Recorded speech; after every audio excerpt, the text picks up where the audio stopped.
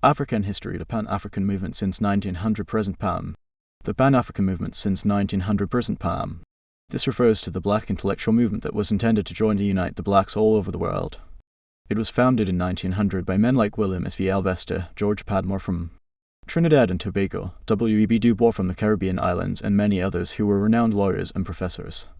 They were interested in the pride of African race. Pan-Africanism is divided into two phases, i.e., the first phase was in the diaspora and conferences took place in Europe and America, i.e., London Conference of 1900, 1919 Paris Conference, 1921. Conference held in the capitals of Paris, London and Brussels, 1927 New York Conference and the 1945 Manchester Conference 5th Pack. MBE, the Manchester Conference was dominated by many African delegates from both African and the European countries, and this compelled Marcus Garvey to comment that if Europe is for Europeans, then the Negroes must claim Africa as their home. Second phase of Pan-Africanism. This phase was dominated by all Africans and it took place in Africa. This is because PAM had got a home base when Ghana got its independence in 1957, and it began with the 1958 conference in Accra, i.e. the April for African Independent Countries, December for All African People's Conference AC. Aims and objectives of PAM. It aimed at promoting and forging unity for all the blacks all over the world regardless of their education and economic levels. African history, the Pan-African movement since 1900 present PAM.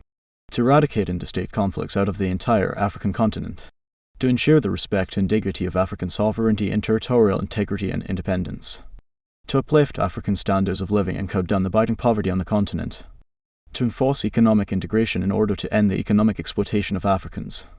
To promote technological transfer from the New World to Africa, i.e. Africans getting to know the recent sciences and technology to promote development and propel themselves. Factors for the development and growth of Pan-Africanism. 1. European colonialism and exploitative policies.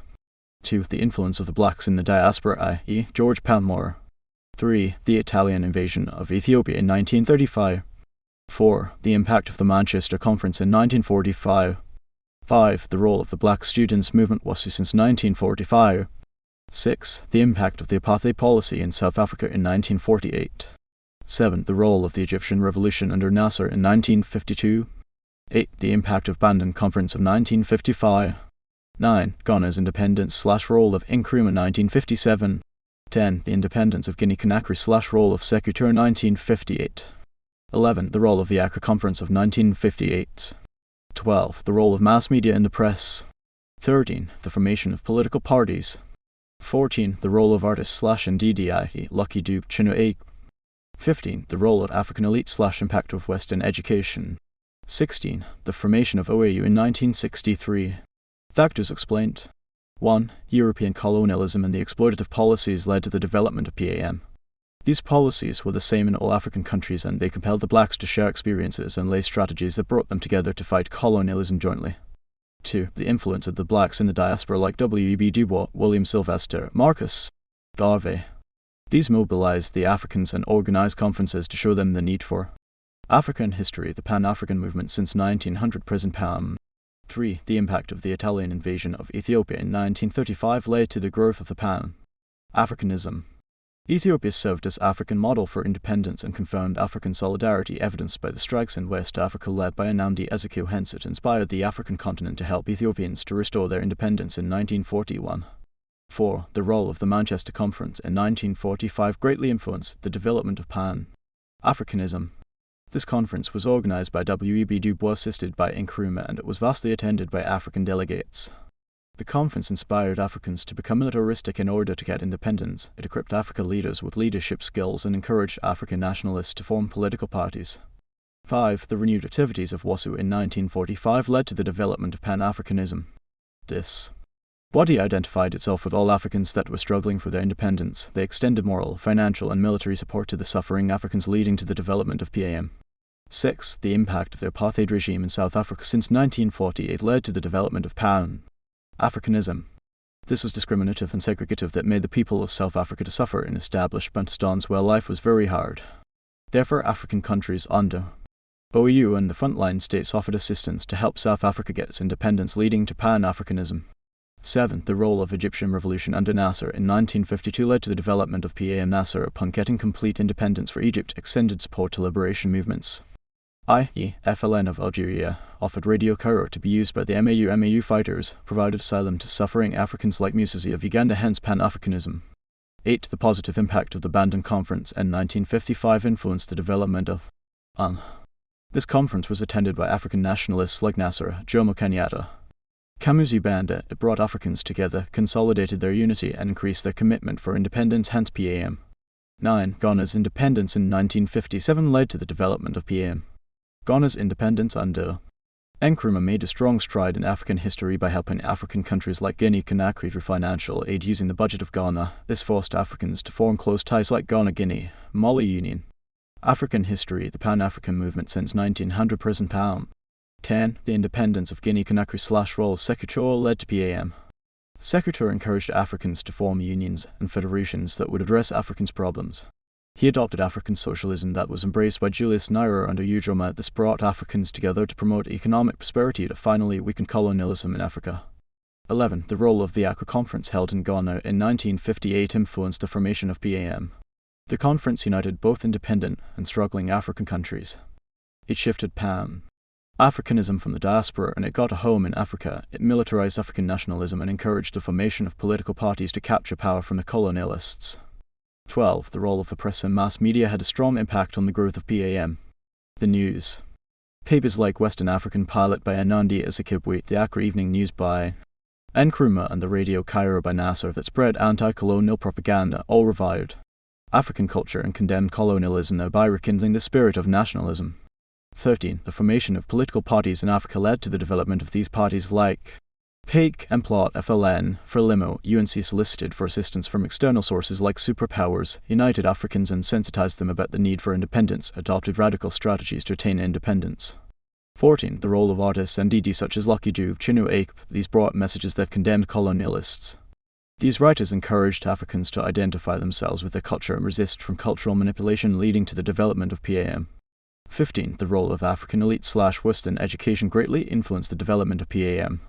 The Africans who acquired colonial education like Kamuzu Banda, Kenneth Cohen, got exposed to the life of the colonial world. They exchanged ideas with the civilized and democratic people in France and America. These ideas changed the thinking of African elites to unite and form African government. 16. The formation of OAU in 1963 led to the growth of PAM.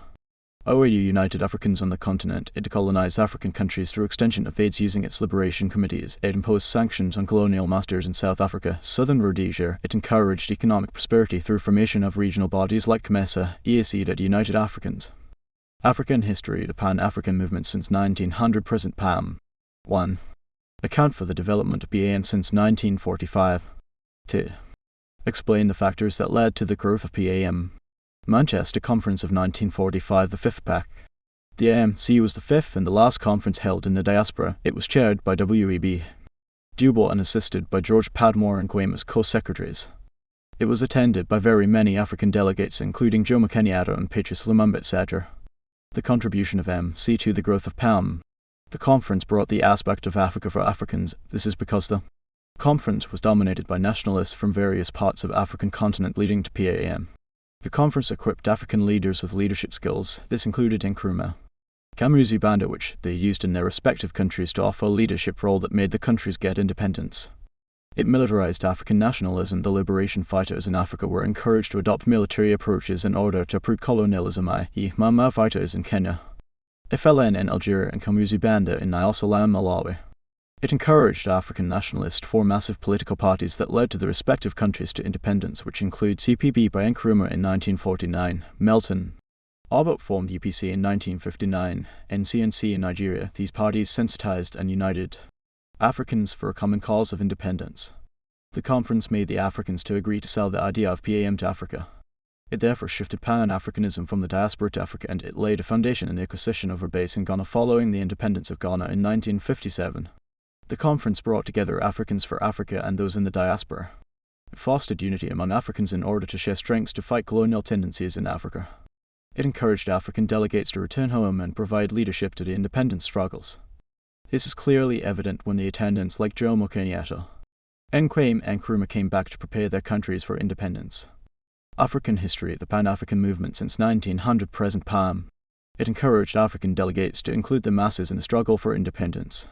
The African freedom fighters involved the illiterate peasants into the struggle against European domination It openly criticized and launched intellectual attacks on the negative colonial policies within and outside Africa.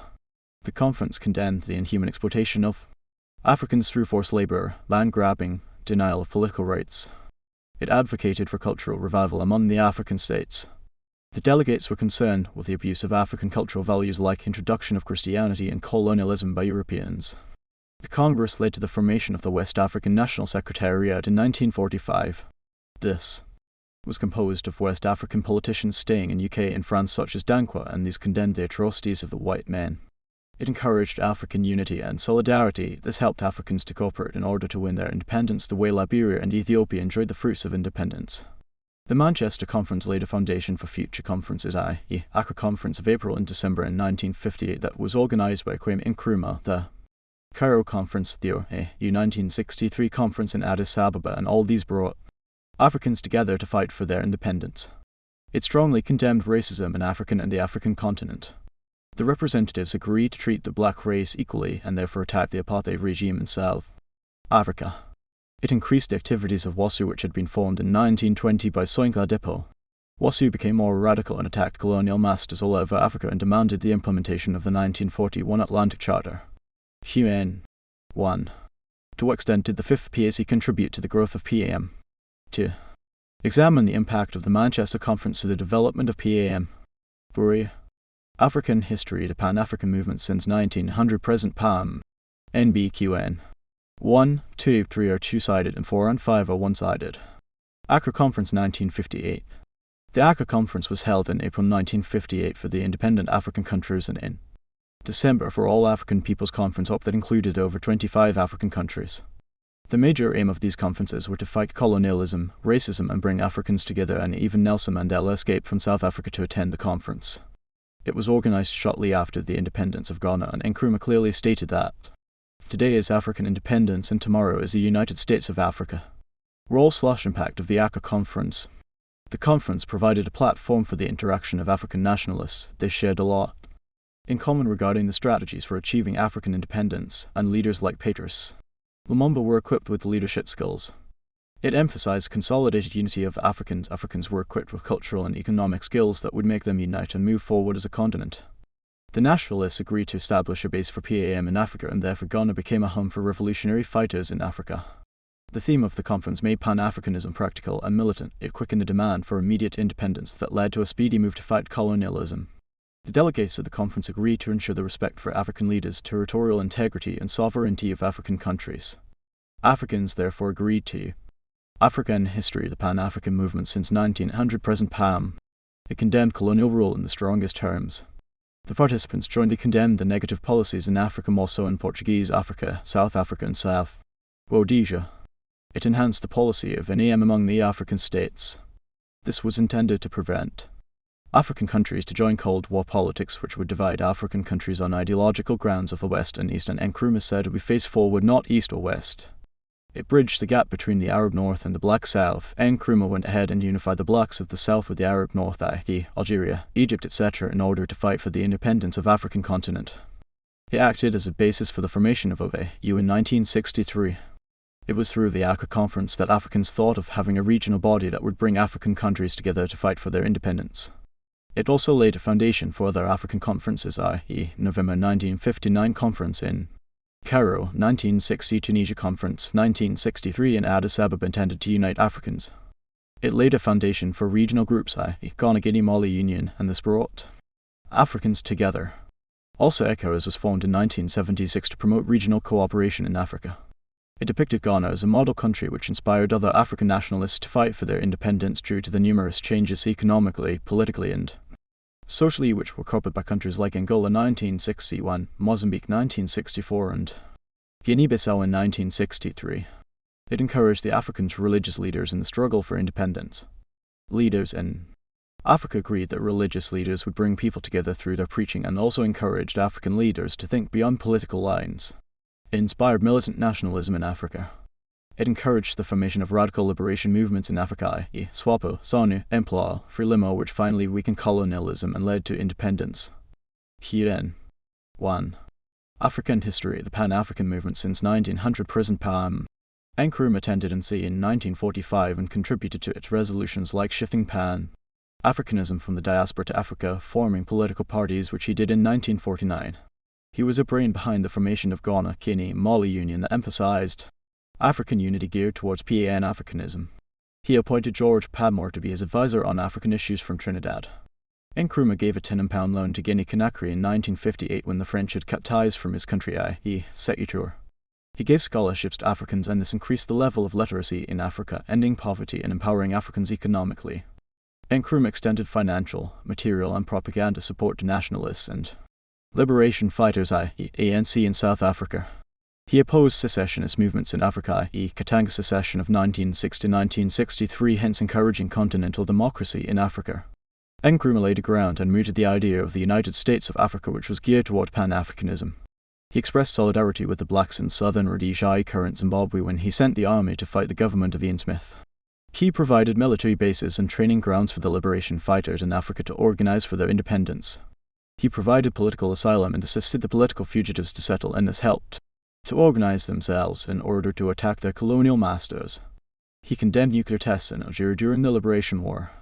He did this using the platform of the UN. He changed the name Gold Coast to Ghana in memory of the ancient Ghana Kingdom, which was a direct reflection of the objectives of PAM to revive African culture. He organized and hosted a number of conferences, including OC in December 1958, that brought Africans together. He married an African lady from Egypt on the advice of Nasser Fisher, hence embracing African modernity and cross-cultural management. He was a strong supporter of NAM, which in turn boosted PAM. African history, the Pan-African movement since 1900 present Pam. He condemned neo-colonialism in Africa and referred to it as a secondary form of colonialism that had to be fought by Africans in the strongest terms. He stimulated Pan-African sentiments through his writings of articles, i.e. Africans must unite, we move forward and backward never. UN examined the role of Secutor to the growth of Pan-Africanism. Black Small Square Secutor was born in 1922, and he was the first president of Guinea-Conakry that attained its independence in 1958. To a greater extent, he contributed to the rise of PAM as seen below. Black Small Square, he stressed the need to unite in democratic organizations, men and women irrespective of their differences. Black Small Square, he condemned the racist policies of the French as undemocratic and invited Africans to oppose them. Black Small Square, he advocated for the African unity and opposed the French balkanization fragmentation on the continent that brought the Africans together. Black Small Square, he opposed the French Federation of bringing the French colonies under one administration, which would promote neo-colonialism. Black Small Square, he strongly supported the 1958 referendum in which Guinea-Conakry voted a note for her independence, and this destroyed the French colonial bondage. Black Small Square, he helped to create Ghana-Mali Union, and this was a gesture towards the integration of African countries.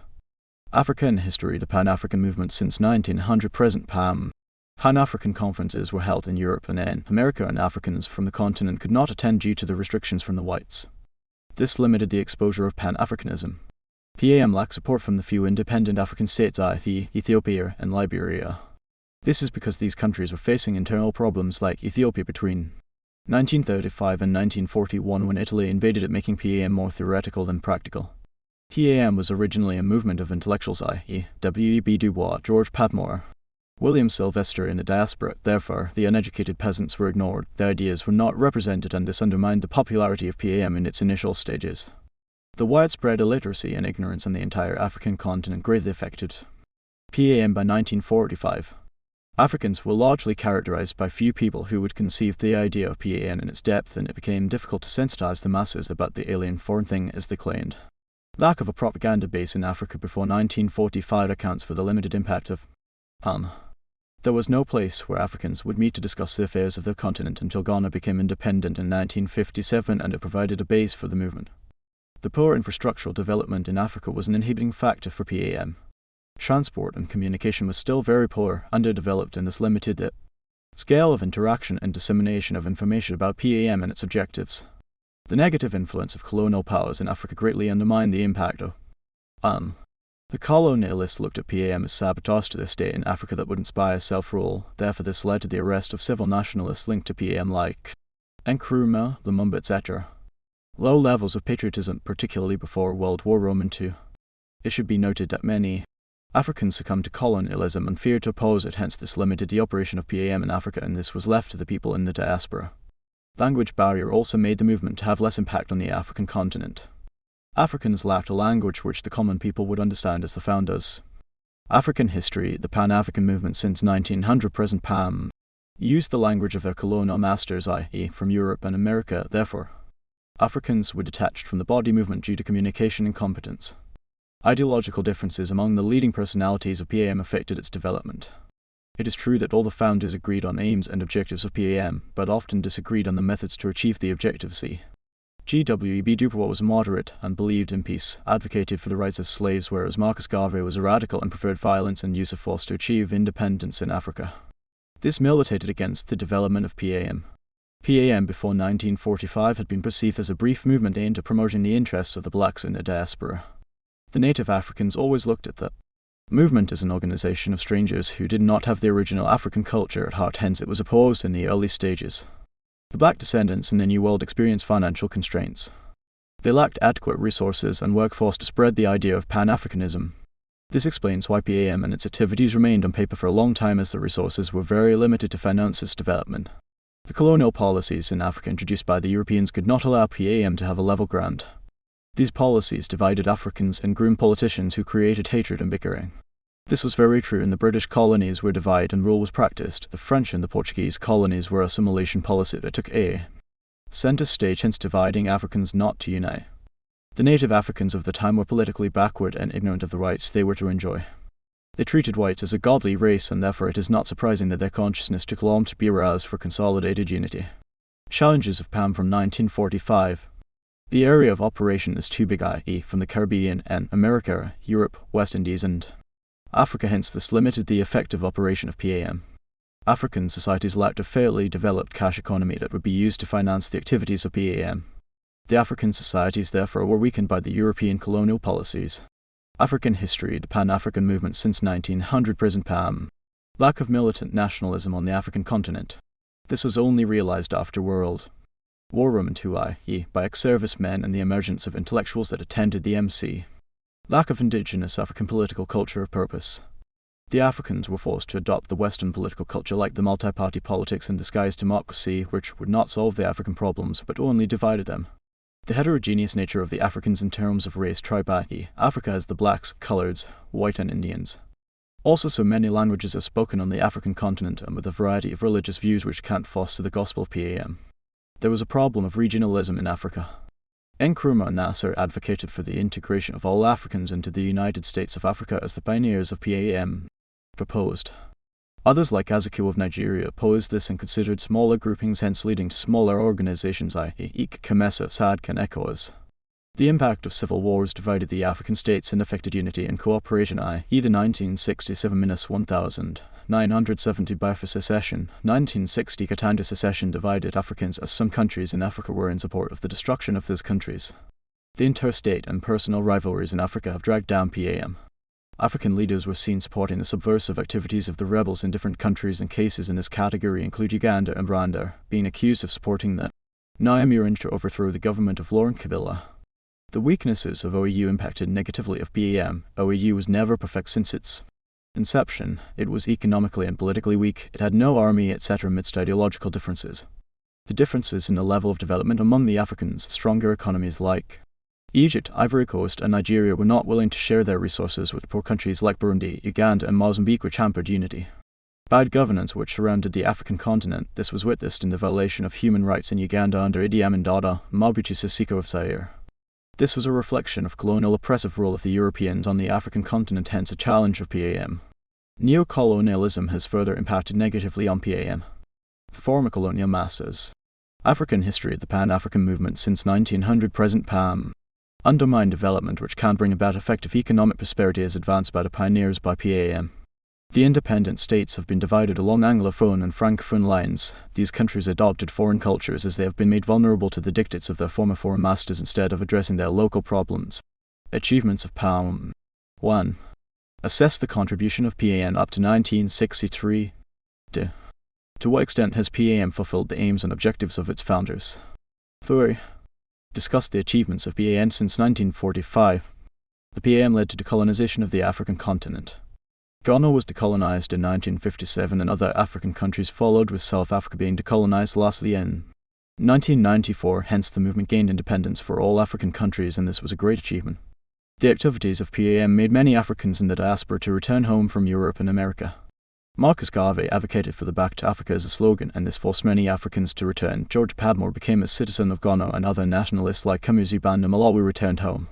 PAM created unity between Africans and Arabs. The solidarity and unity was showed when Nkrumah convened the Second Accra Conference in 1958. These united Africans and fastened the rate of decolonization on the African continent. It was through the activities of AU, which was part of PAM, that Africa got the continental body in 1963. After MC of 1945, Kwame Nkrumah became an active member of PAM and advocated for the United States of Africa. This came after the coalition of Monrovia and Casablanca forming a loose confederation that would solve the problems of colonialism. PAM achieved in holding several conferences that brought Africans together. It began with the MC Accra Conference of 1958 and 1962 News Conference, and these discussed African history, the Pan-African movement since 1900 present PAM, challenges they faced. The setting up of these economic integrations was to bring Africans together and speed up the achievements of PAM development. PAM intervened in the various conflicts on the African continent in order to reduce disunity. These included civil wars in Nigeria 1967-1970, the Congo Civil War 1965, in Angola and Mozambique were all silenced by PAM's efforts. Therefore, stability was created on the African continent. PAM succeeded in producing the Africans who were Secretary Generals at the UNO, and this included Bafros Ghali and Kofi Annan of Ghana.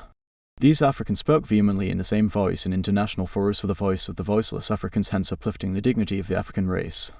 It condemned the racist governments in Africa, more so in South Africa during the apartheid regime, the racist government of Ian Smith of South Rhodesia, and it also fought the atrocities of Don Salazar in Portuguese Africa. It condemned military coups and political assassinations in Africa. A case in point was President Olympio of Togo, who was assassinated in 1963, Patrice Lumumba assassinated in 1961 during the Katanga secession. The condemnation of political coups and assassinations was a great achievement of PAM. It defended and preserved African culture. African languages like Kiswahili, Zulu have been developed to enhance interaction and communication in Africa with a view of preserving the culture. Several books have been written and published in various languages as a result of PAM, and the Bureau of African Languages was established in Kampala. PAM proposed the construction of Trans-African Highway Project. This was meant to develop and improve transport network in Africa. It was to start from Mombasa through Uganda, the DRC, Cameroon to Nigeria. It was aimed at easing mobility and unifying people on top of improving trade. PAM promoted peace and stability in Africa, although the newly independent African states experienced civil wars and military coups. PAM tried to come up with workable solutions to end instabilities. A case in point was Angola, Mozambique, Chad, and Sudan, which experienced civil wars. African history, the Pan-African movement since 1900 present PAM. The movement fought neocolonialism and its negative impact on the Africans. This started right from Accra Conference, where neocolonialism was condemned strongly.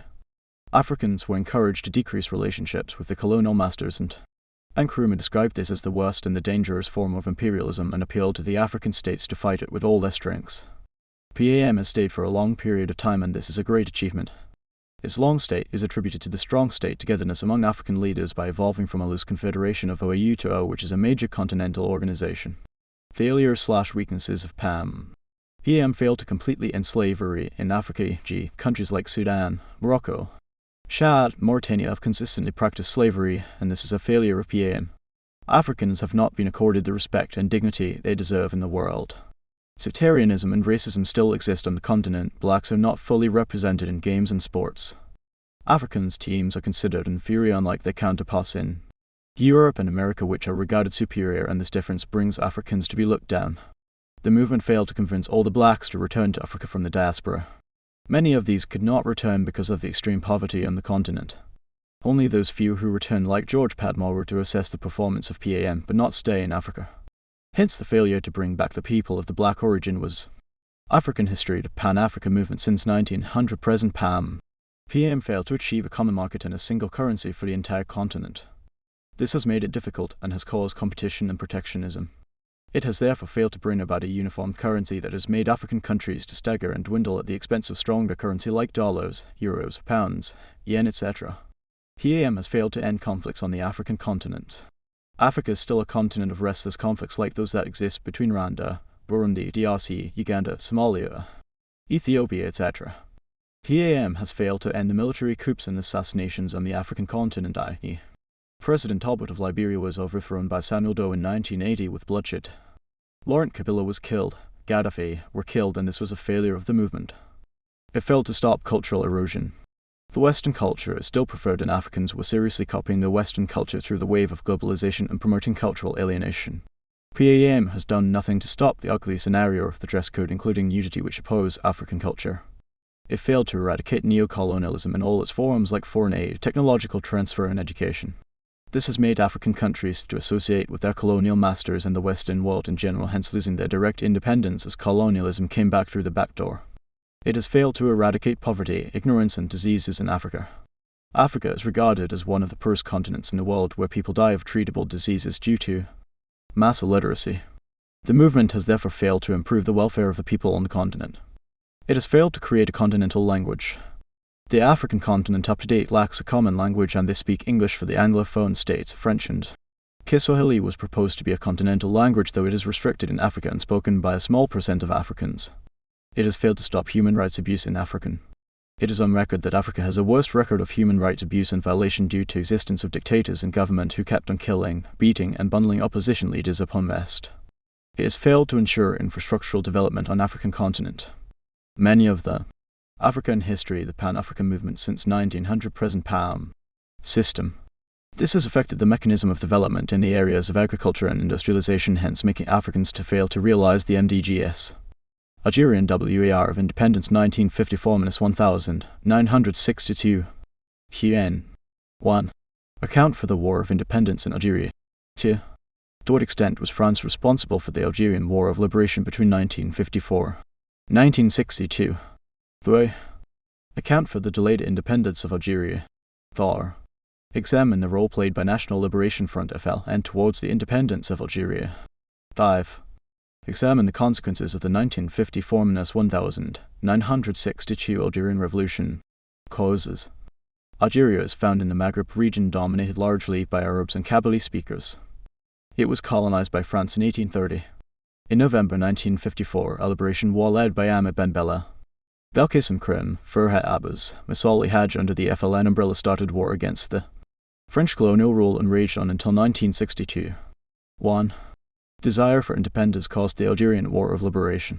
The Algerians were under the French from 1830 to 1962, 132 years, and were therefore tied of foreign, oppressive, and exploitative rule. 2. The rise of Algerian nationalists, e.g. Ferhat Abbas, Moussa Hadji, Aouri Boumediene, Ben Bella, etc. led to the independence struggle. These formed Friends of the Manifesto of Liberty, which organized the Setif demonstration of 1945. Ben Bella and other young African history, the Pan-African movement since 1900 present PAM, and instead Abbas was arrested and imprisoned for inciting people. This provoked public anger, resulting into liberation struggle. Thar. The people of Algeria wanted their liberty and freedom observed. The French were oppressive to the extent that freedom was a rare commodity. There was no freedom of press, expression, assembly, and anybody who tried to assert his freedom was dumped in prison.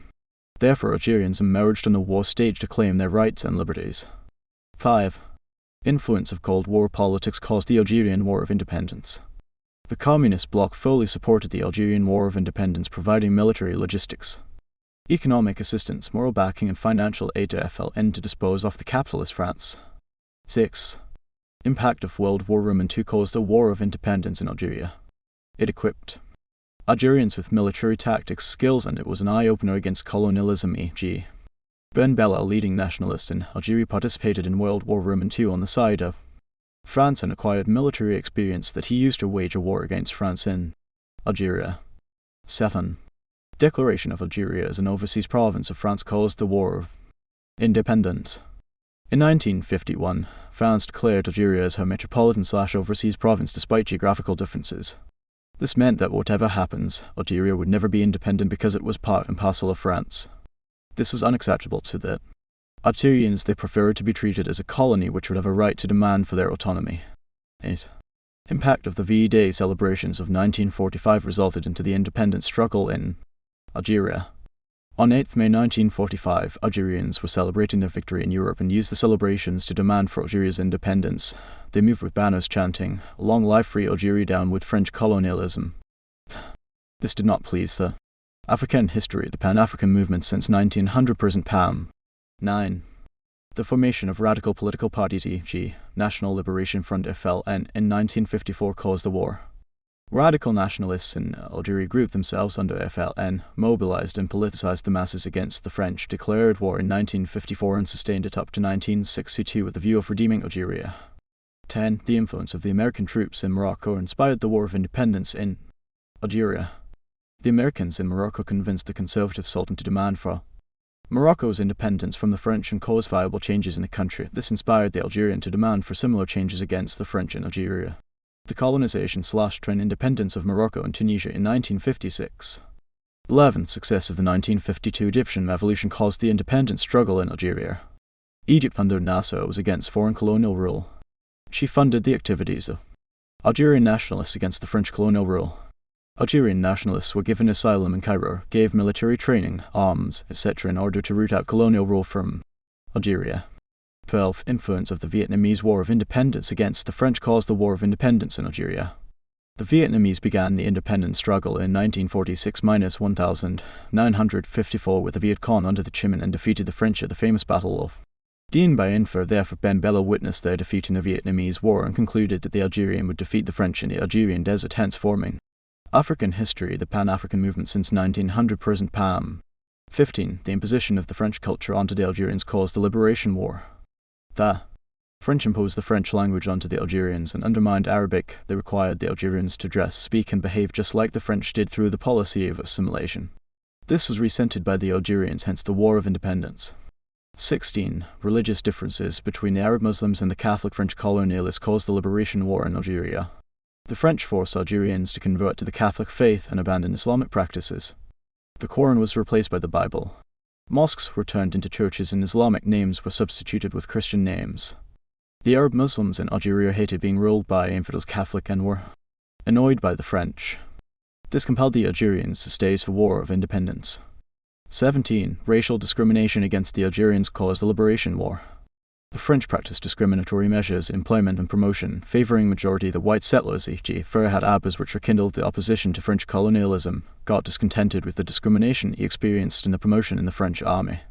Besides, the Arabs were pushed to the countryside and urban life was monopolised by the white race. 18. Overtaxation of the Algerian resulted into the War of Independence in Algeria. In order to sustain the ever-growing white population, heavy and multiple taxes were imposed on Algerian natives. The method of tax collection simply dehumanized the taxpayers. 8. African history, the Pan-African movement since 1900 present Pam. 20. Land alienation caused the War of Independence in Algeria.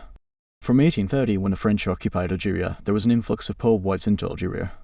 The white settlers monopolized the agricultural land and mineral resources, especially in the Constantine Valley. All land with water was taken over by the white settlers, leaving Africans in dry and unproductive areas. This created a war mood in Algeria. Under representation of Algerians in the National Assembly, influence of the writings of Fanon France, for example, the black skin, white masks, the dying colonialism. He was a medical doctor by qualification and criticized the French system. Effects of the Algerian Revolution. Positive. 1. Stepped up Algerian nationalism. The Algerians were able to come together and rescue their country from foreign hegemony/domination. 2. Led to the Algerian independence in 1962. This ended the French colonial rule that had lasted for 132 years and Ben Bella became the first president. 3. Ushered in agrarian reforms in Algeria. After the French settlers had vacated, many people gained access to land and increased agricultural production. 4. It had to the second coming of Charles de Gaulle to power in France in 1958. De Gaulle was able to overthrow the Fourth Republic of Radomir, who had failed to settle the Algerian question. 5. Popularized the FL and internationally. It received support from the communist bloc. It was recognized by the UN. Egypt greatly backed the FL. And 6. Forced France to grant independence to Tunisia and Morocco in 1956 and all the French. African history, the Pan-African movement since 1900 present Pam. It resulted into the revival of Algerian culture. Arabic speaking was recognized. Islam was once again a dignified religion. All Arabic practices and Islamic practices were given due regard. 9. Compel Britain and Belgium to speed up the decolonization of their territories in Africa, e.g. Ghana, Nigeria, Congo, for fear of a possible war. 10. Resulted into the introduction of democracy in Algeria. From 1962, when Ben Bella was elected the first African president, universal adult suffrage came into effect. 11. It increased women participation in politics. The women worked as war combatants.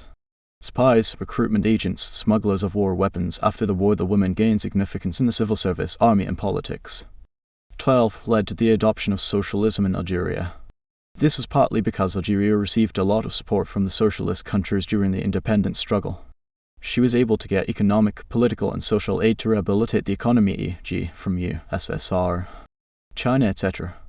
13. Algeria assumed an active part of Pan-Africanism and laboured so much to help African countries that were still under colonial rule, e.g. Western Sahara, Guinea-Conakry. 14. Led to industrialization in Algeria through increased petroleum mining using Cuban resources, products like electrical appliances, and this improved the standard of living. 15. Led to the formation of the Maghreb Union, i.e. unity of Arab African countries in North Africa. 16. Led to release of political prisoners Ben Bella Ferhat Abbas among others. 17. Led to formation of cooperative societies. Negative effects. Led to the death of both soldiers and civilians. Nearly 1 million Algerians, mainly of the Islamic faith, perished in the war. Led to massive destruction of properties, especially in 1958 when the French used their planes to destroy villages, a scoped policy of being non-selective. Algerians didn't defeat the French and thus lost political prestige. African history. The Pan-African movement since 1900 present PAM led to creation of concentration camps where Africans were congested for effective monitoring by the French. Algeria remained dependent on France for economic survival. She sought aid from France to rehabilitate the economy. Famine and disease became widespread during the war because the French adopted the scorched policy, destroying productive activities. It ushered in the dictatorship of Ben Bella. This invited the military to overthrow him in a coup in 1965 led by Ari Boumediene. Led to the Suez Canal crisis of 1956 in Egypt. This was because Nasser funded the liberation struggle in Algeria, thus antagonizing the French. Led to massive economic crisis in France. The economy experienced a slump, forcing the army officers to ally with Charles de Gaulle to overthrow the Fourth Republic Radomir in 1958. Led to rise of Islamic fundamentalism. Terrorist groups emerged, resulting into a civil war in Algeria, causing instability in the Middle East, supporting PLO terrorist attacks on Israel and turned the Middle East into a blood-stained region as Jews and Palestinians continued to kill one another. Reasons for the success of the Algerian War of Independence. Role played by the National Liberation Front (FLN). It was formed in 1954 by Ahmed Ben Bella while in exile in Cairo and declared war against the French colonial rule and African history. The Pan-African movement since 1900 present PAM. FL then called for the release of political prisoners, e.g. Ben Bella, to further their nationalistic agenda. FL and saw support and recognition of United Nations, indeed the EU, and acknowledged FL and as contribution and condemned the French subversions in Algeria. FL and involved women in the struggle for independence. The women were used as spies, recruitment officers, active combatants, provided food and cover to the freedom fighters. FL and established an exile-based government known as GPRA in Cairo. This helped to groom more leaders and coordinated the activities of freedom fighters in Algeria. Algerian Revolutionary People's Government.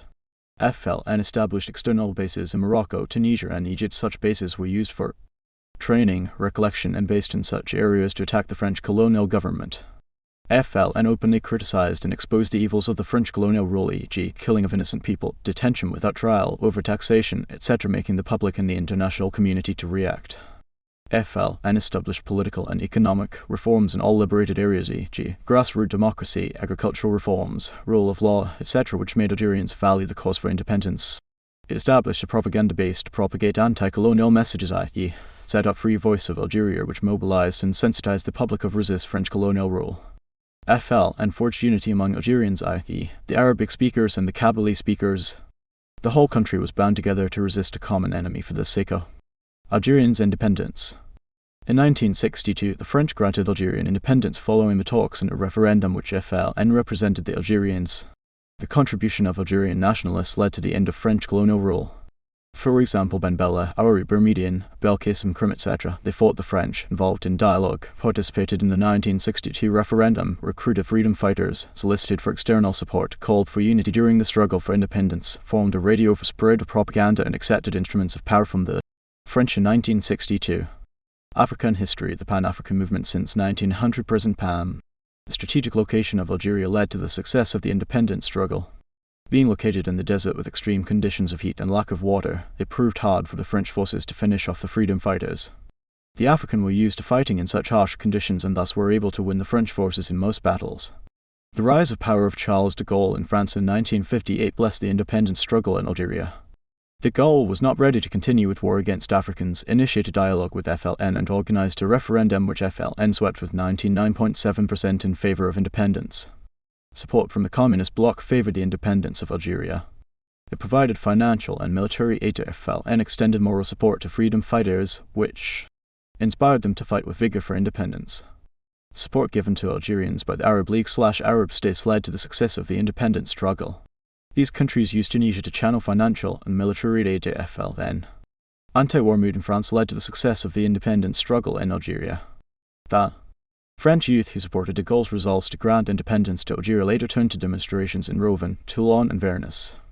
They were supported by the veterans of the Vietnamese War of Independence, and they were not ready to continue fighting overseas wars. Tunisia's independence in 1956 favored the liberation of Algeria. The Algerian freedom fighters grouped in safe havens provided by the Tunisians and always returned to attack. Tunisia also provided training grounds to the FLN freedom fighters. The role played by the international community led to the success of the independence struggle by Algeria. After the French bombardment of Saqqet Sidi Youssef in 1958, America exerted strong diplomatic pressure on France to respect the demands of Algerians. In response, France began negotiations with FLN which resulted in Algerians' independence on 5 July 1962. The role played by the General Union of Algerian Workers led the success of the independence struggle. It organized support for FLN and Algiers among workers, organized demonstrations and strikes which helped to depopularize the French rule and African history, the Pan-African movement since 1900 present PAM. The support given by Egypt under Nasser led to the success of the Algerian independence struggle. Nasser surrendered Radio Cairo to the service of FLN freedom fighters to convey nationalistic messages, sent large consignments of military equipments to FLN through Tunisia.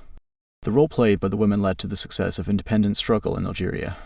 The women became FLN members, gathered intelligence and acted as liaisons. They smuggled revolvers, grenades, hundreds of false identity cards, bombs and millions of francs to buy medicine and supplies for the guerrillas. The resort to armed struggle/violence led to the success of the War of Liberation in Algeria. In 1954, the Algerians resorted to armed struggle, having realized that peaceful methods had failed. The war option broke the back of the French colonial rule, thus the independence of Algeria. The counter-revolutionary warfare of the French made the independence struggle a success. The French resorted to mass arrests of suspects, destruction of villages and collective punishments, brutal interrogation. This made the masses determined and rallied behind FLN to fight and defeat the French.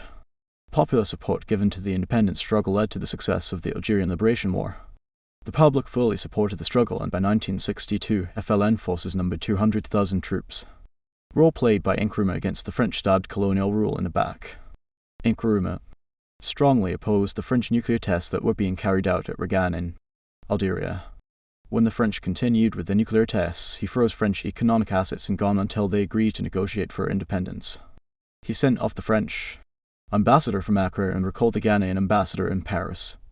This affected France economically and internationally, tarnished her image. Islamic factor, writers like Frantz Fanon, strong determination of Algerians.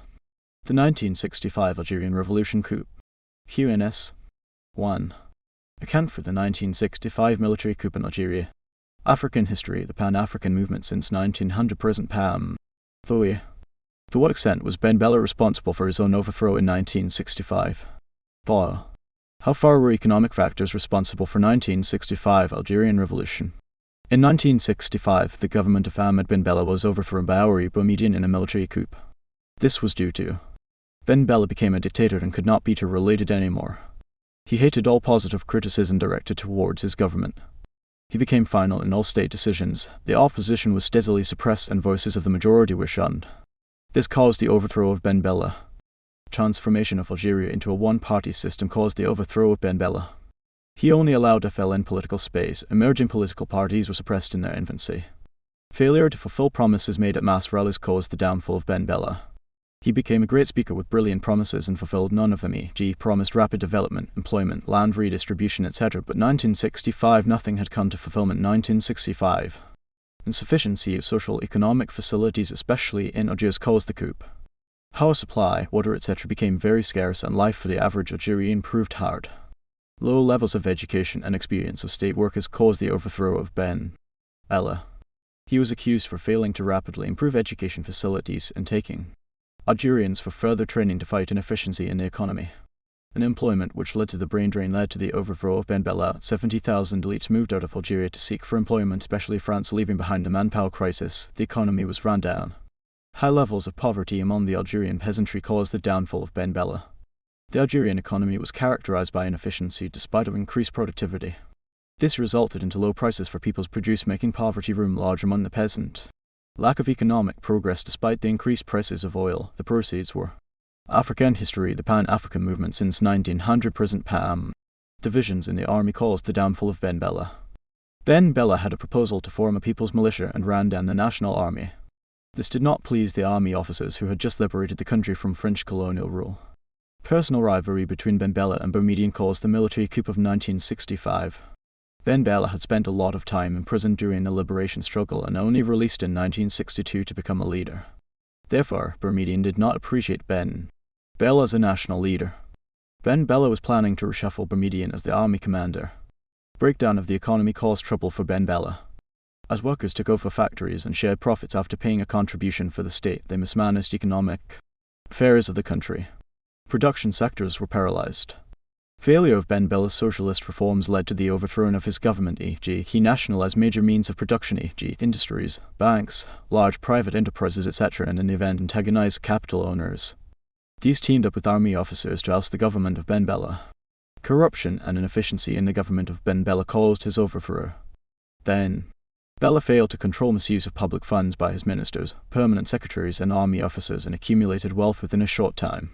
The civil war that broke out in the Kabylie region caused the overthrow of Ben Bella. Many people who had fought in the liberation war remained with guns and kept on killing, robbing, looting, and terrorizing the capital city and the countryside. This was blamed on Ben Bella, causing his downfall. Power lost by Colonel Henri Boumediene resulted into the overthrow of Bella. Boumediene had played a central role in the liberation war against the French, and therefore he wanted to assume the supreme office. Ben Bella abused the press / censorship of the press, only wanted the mass media to report positively about his government. Press freedom was greatly limited to the disappointment of liberal army officers. Influence of successful coups caused the overthrow of Ben Bella. Successful coups such as 1963 coup in Togo, 1965 in Congo, 1952 coup in Egypt inspired coup plotters in African history, the Pan-African movement since 1900 present PAM. Rise of Islamic fundamentalism in Algeria created enmity for Ben Bella. These preached the teachings of Islam where a leader must be accountable to the subjects. Effects led to restoration of collective leadership in Algeria. An economic restoration program was launched in 1960, a 3-year industrial plan which resulted in the development of several industries. There was nationalization of foreign firms. They became government-owned on behalf of the public. Agrarian revolution was launched in 1971, enabling Algerians to access land for production. There was expansion of free education, health services, and other social amenities to improve the welfare of Algerians. Algeria supported non-alignment movement and thus tried to pursue a neutral policy in international politics. Promoted democracy in 1965-68 by electing leaders from the grassroots. Algeria turned to the socialist bloc, receiving a lot of support from socialist countries like USSR, China, Cuba, among others. Oil revenue increased resulting from proper use of the oil reserve. Algeria trained local manpower to man industries, and by Algeria's industrial sector was experiencing a boom. Algeria started supporting liberation movements, e.g. Polisario in Western Sahara. African history, the Pan-African movement since 1900 present PAM. Nationalism in Portuguese Africa, the rough road to independence and the liberation wars. Portugal was the earliest colonial master in Africa, and it was the last to vacate the continent.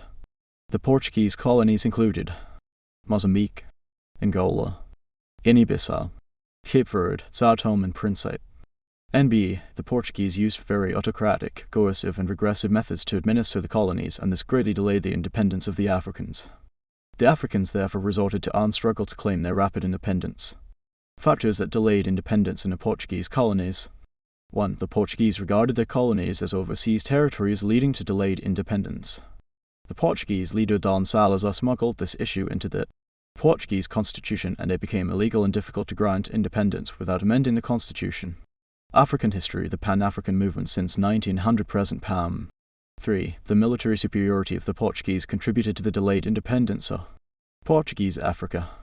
Portugal was very powerful militarily. The army was well trained and equipped compared to the Africans. 4. Portugal had very few colonies in Africa, and this gave it a strong advantage against Africans. Unlike other colonial masters like Britain and France that had many colonies and met resistances, Portugal had very few and had the capability to silence riots, not willing to surrender, hence delaying African independence. 5. The support received by Portugal from the North Atlantic Treaty Organization NATO hindered the independence of Portuguese colonies. The NATO forces came to check the spread of communism that gave support to the liberation movements, for example, MPLA in Angola, Frelimo in Mozambique, and PIC in Guinea-Bissau. The military and financial support of NATO weakened the Africans.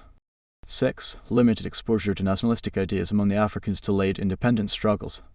It is true that Africans were denied external contacts and interactions. Banning of liberal press, reports, and literature were all a stumbling block. The Portuguese accessed African mails and telegrams, hence delaying independence. 7. Lack of constitutional avenues to attain independence hindered early decolonization.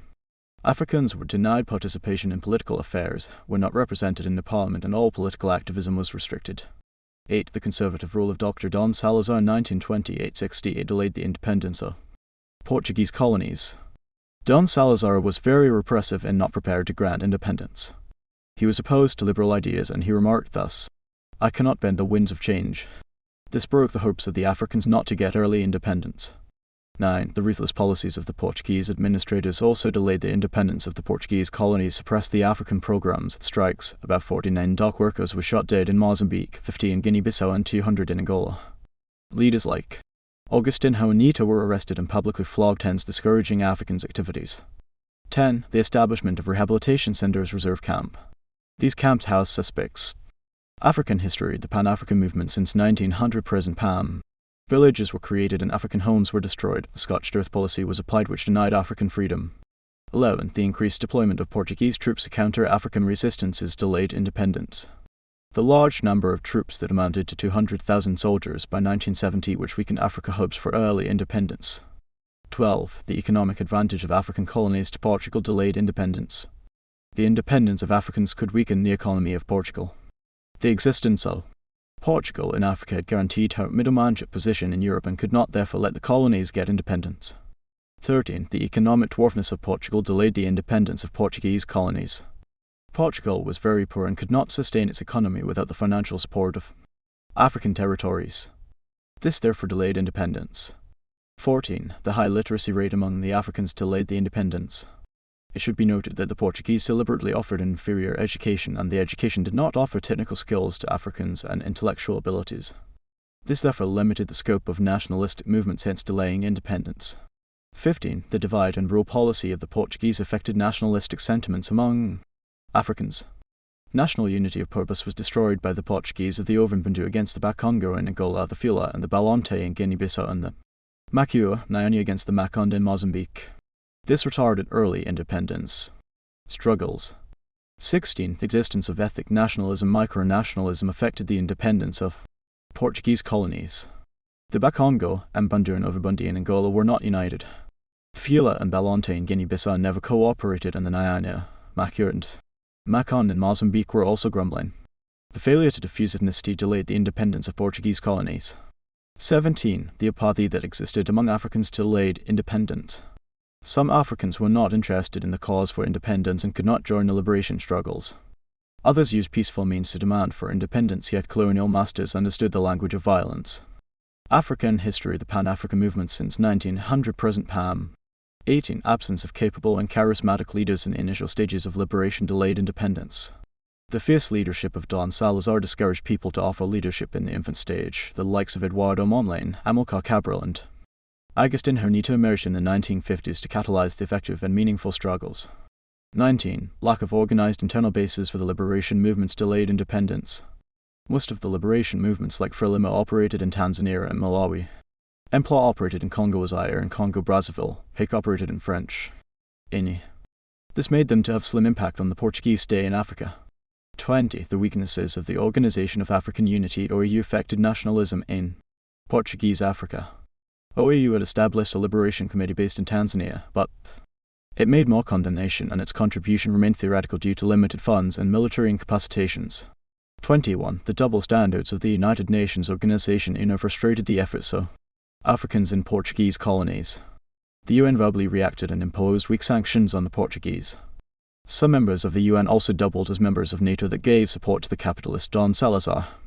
This left the Africans more disappointed. 22. The formation of the Triumvirate Alliance strengthened the Portuguese administration in Africa. This was a repressive movement or a gang of the three dictators, i.e. Don Salazar of Portugal, Verwoerd of South Africa and Ian Smith of the UDI of Southern Rhodesia, Zimbabwe. These pledged effective assistance to each other in case of war, and resistance and suppressed Africans. 23. The ideological differences of the African leaders affected early independence. A case in point was Simango and Mozambique, who disagreed with Mondlane and joined it. Portuguese, leading to the assassination of 1968, employ against unit of the capitalists. All these left Africans stumbling. 24. The negative attitude of the Catholic Church hindered early independence.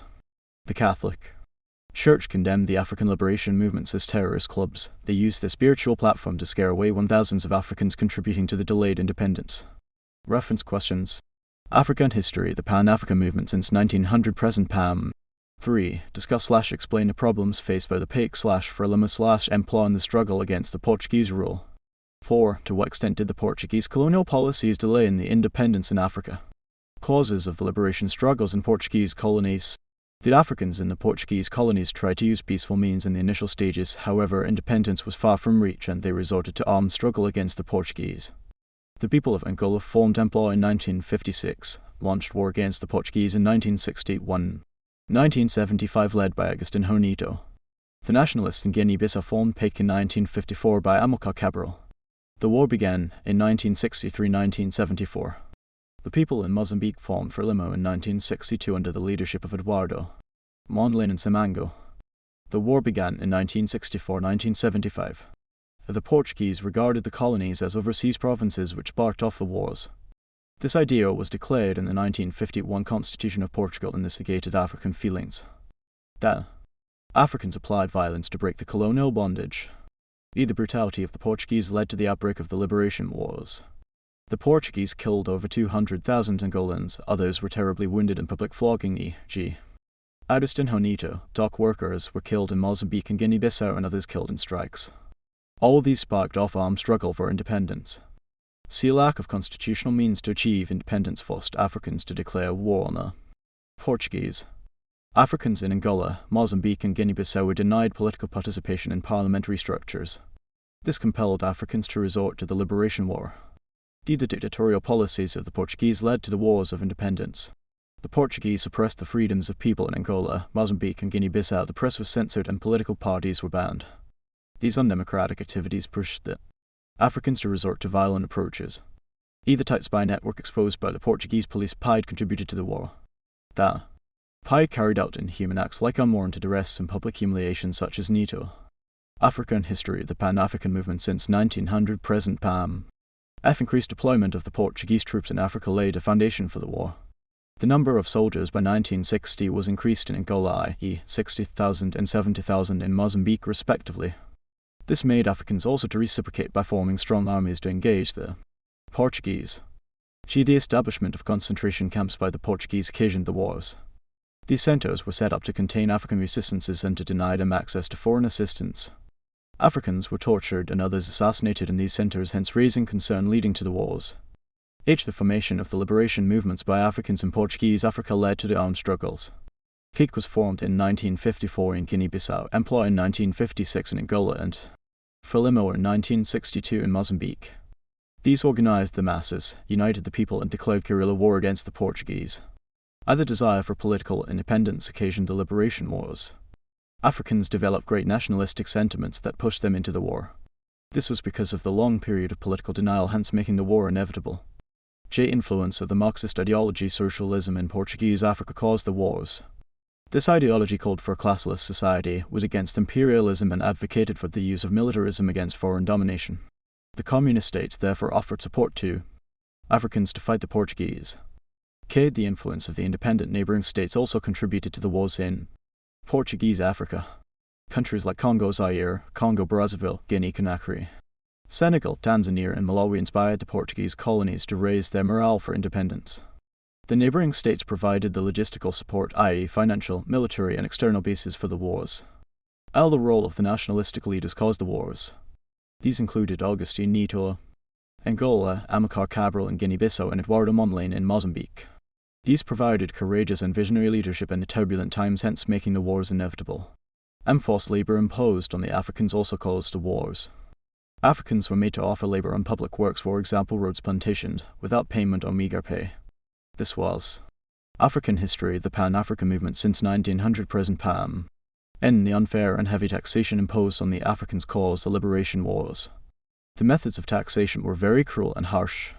The defaulters were arrested and flogged in public, hence sending Africans into a war mood. High levels of looming poverty among the Africans caused the war. Africans became poverty-stricken due to lack of employment, low prices of agricultural produce, and low wages compared to the Portuguese workers. The impoverished Africans became disgruntled to open up war against the Portuguese. The corruption of the Portuguese administrators also caused the liberation wars. The officials were too corrupt in the collection of taxes and provision of the civil services. Bribes were at the highest levels. This provoked militant nationalism in Portuguese Africa. Huge lack of employment opportunities among the Africans contributed to the occurrence of the wars. All the existing jobs, including driving, office clerks, and messengers, were a preserve of the white minority. Africans were meant to offer forced labour on the plantations with meagre pay. This attracted resentment in all the Portuguese colonies, leading to war. The inferior education system provided by the Portuguese made the wars inevitable. The education system given to Africans were not technical and intellectual to compete with it. Portuguese Africans attended separate schools of missionaries established in rural areas. This laid a foundation for the liberation wars. The racial arrogance of the Portuguese caused the liberation wars. This was packaged in the assimilation policy that forced Africans to take on their culture in totality. This policy produced a class of assimilados who accepted to drop African cultural values and were favoured at the expense of the indigenous Africans who refused to change. This created a situation of a war mood. The forced cash crop growing among Africans contributed to the liberation wars. The Portuguese forced Africans to grow crops such as cotton, coffee, and tobacco even on the small gardens after big chunks of land had been grabbed. Africans were unable to grow food crops that led to famine, and the prices for the crops grown were determined by the Portuguese. This caused discontent, leading to war. The presence of the North Atlantic Treaty Organization NATO in Portuguese Africa annoyed Africans to rebel. Note should be taken that Portugal was a member of NATO and Africa in history, the Pan-African movement since 1900 present Pam. The land alienation policy by the Portuguese caused the liberation wars. The Portuguese steadily grabbed land from Africans and established plantations. This left Africans landless and were sent to reserves, and others remained squatters on the white states. The wars were staged in order to regain the lost land in an armed struggle. Reference questions. 1. Account for the outbreak of the Liberation War in Guinea-Bissau/Angola/Mozambique. 2. Discuss the factors for the armed resistance/militant nationalism in Portuguese colonies. 3. Why did the PIG/Frelimo/MPLA declare a war against the Portuguese rule in 1963/1964/1961 respectively? 4. The Portuguese maladministration was primarily responsible for the outbreak of the Liberation Wars. Discuss factors for the success of the liberation struggle in Portuguese Africa. These included the following. 1. The formation of liberation movements against the Portuguese led to the independence of these countries. These movements included PIG set up in 1954, MPLA in 1956, and Frelimo established in 1962. They resorted to use of military approach against the Portuguese, leading to their eventual independence. 2. The effective military strategies adopted by the liberation movements led to the success of Africans. The liberation movements always attacked the Portuguese simultaneously in African history, the Pan-African movement since 1900 present Pam. Of their respective countries by the occurrence of the Lisbon Coup of 1974. Such a situation weakened the Portuguese to grant independence. 6. The reforms instituted by the liberation movements in their respective territories enabled the success of the wars.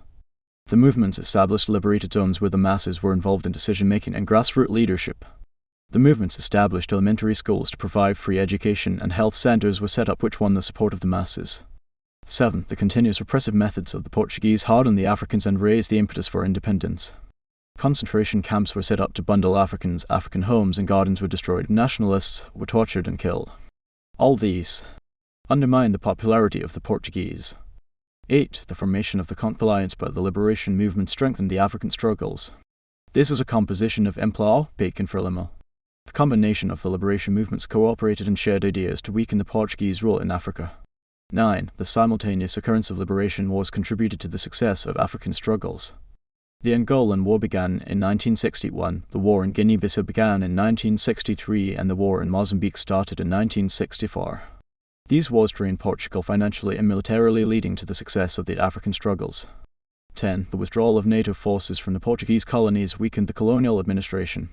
Portugal could no longer get financial and military assistance, which had kept her strong against Africans, hence making Africans succeed. 11. The Lisbon coup of 1974 was a death blow to the Portuguese leadership in Africa.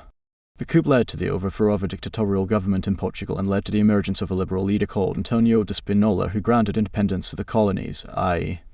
Guinea-Bissau in 1974, Angola and Mozambique in 1975 respectively. 12. The collapse of the Triumvirate Alliance was an advantage to the Africans. This was a gown of three dictators, to include Dom Salazar of Portugal, Verwoerd of South Africa, and the UDI government of Ian Smith of Southern Rhodesia. These had agreed to suppress all African struggles.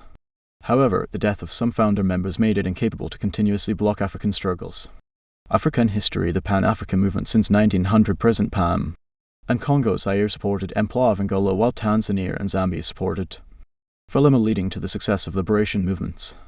14. The consolidated unity exhibited by the African liberation fighters contributed to the success of the wars. The Africans in Angola, Mozambique and Guinea-Bissau diffused ethnic rivalries and worked towards national unity. This weakened the Portuguese stay in Africa, leading to independence. 15. The favourable geographical settings were an advantage to the Africans in Portuguese Africa.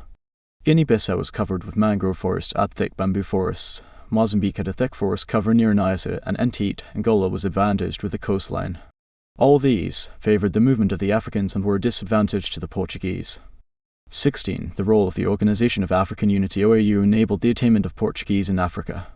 From the formation of OAU in 1963, it set up a liberation committee whose pivotal role was to grant independence to the colonised African countries. The organisation gave military and financial support to PAIC, Frelimo and MPLA, and also put sanctions against Portugal to decolonise. 17. The contribution of United Nations Organization UNO led to the success of the liberation wars. The UNO used the Security Council to condemn colonialism in Africa, impose both economic and political sanctions against the Portuguese, and also threatened to throw out Portugal from General Assemblies for its failure to decolonize. This yielded positively for the African. 18. The support from the communist world enabled the success of African independence in Portuguese Africa. The communist support came from China, USSR and Cuba. These countries gave military, logistical and financial advice which weakened the Portuguese in Africa. 19. The able and charismatic leadership rendered by the nationalists. These included Eduardo Mondlane, Amilcar Cabral of Guinea-Bissau and Agostinho Neto of Angola. These leaders secured both internal and external support to sustain the wars, united people and accepted the instruments of power at independence. The independence struggle in Angola 1961-1974. Reference questions. African history. The Pan-African movement since 1900 present. PAM. 3. Account for the success of the Liberation War in Angola. MPLA was formed in 1956 by Elidio Tomashido as the first president and later Agostinho Neto, who took over in 1958. Other liberation movements in Angola included National Union for the Total Independence of Angola UNITA, the National Front for the Liberation of Angola FNLA. It should be noted that MPLA played a significant role in the liberation of Angola in the following ways. The movement provided the necessary leadership against the Portuguese rule in Angola. Agostinho Neto, at the top of leadership, was very courageous, had a clear vision leading to the independence of Angola. MPLA diffused the ethnicity in Angola. It united the Mbandu, Ovimbandu and Bakongo, contributing to independence. The MPLA established external bases in neighbouring countries of Congo Zaire, Congo, Brazzaville, Zambia and Namibia. The movement therefore used these bases to launch attack against the Portuguese. The MPLA was able to unite and coordinate the political and military wings. This led to the commitment during the struggle for independence. MPLA appealed to the UNO for support. The UN reciprocated by giving financial and military support and imposed sanctions on the Portuguese, leading to independence. The MPLA won the recognition of the OAU. The OAU gave financial and military support. African history. The Pan-African movement since 1900 present. PAM. The MPLA recruited and trained Angolans in guerrilla warfare. The recruits increased activities of sabotage against the Portuguese programs and strategies. The movements enrolled women in the struggle for independence. The women worked as nurses, cooks and spies to the freedom fighters. This encouraged the liberation fighters to succeed. The Empire organized and launched successful guerrilla warfare against the Portuguese by 1963. The movement scored military gains of the largest part of the country, contributing to the success of the war. The Empire sensitized the masses of Angola on the evils of the Portuguese administration and benefits of the independence, leading to the success of the war. The Empire received instruments of power from the Portuguese in 1975 under Agostinho Neto as chief. The Empire negotiated with the new socialist government in Portugal under Antonio de Spinola. This yielded positive results, leading to independence in 1975. Other factors for the success of Angolan Liberation War. The continuous repressive methods of the Portuguese hardened the Africans and increased their determination for independence. The simultaneous occurrence of liberation wars made it impossible for the Portuguese to contain the African desire for independence, i.e. 1961 in Angola, 1963 in Guinea-Bissau and 1964 in Mozambique. African history, the Pan-African movement since 1900 present PAM. The independence of neighboring countries like Tanzania and Zambia for Mozambique, Congo and Zambia for Angola, Senegal and Guinea-Conakry for Guinea-Bissau. The favorable geographical settings. Mozambique had a thick forest covering Niassa and Enteat swamps, while Angola had thick forests and swamps.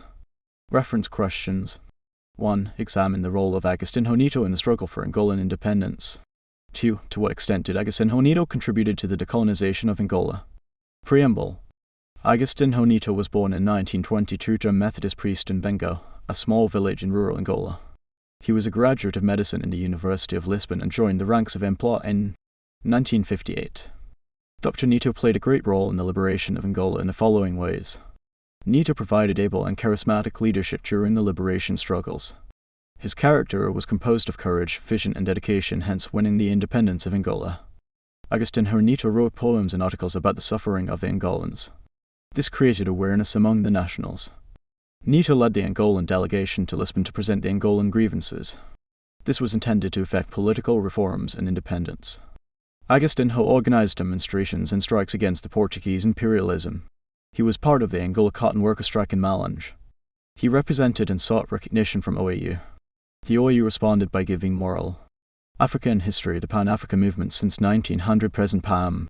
He led the Empla to establish the external guerrilla bases in the neighboring countries, e.g. Congo Zaire, Zambia, and Congo Brazzaville. He solicited support from the communist countries like USSR, China, and Cuba. This led to his getting of moral, financial, and military equipment and package of training. He recruited and trained the Angolan masses in guerrilla warfare tactics, and this strengthened the liberation struggles.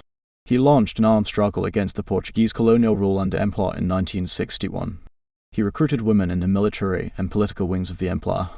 These acted as nurses, cooks, and spies. He led Empla to form comp alliance with PAC of Guinea-Bissau and Frelimo of Mozambique.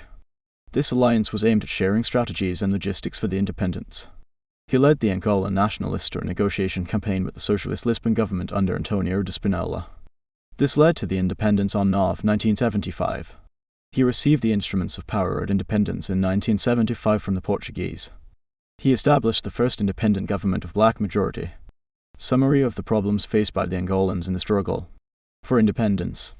Angola Liberation War began in 1961, led by Agostinho Neto of Empla against the Portuguese colonial masters.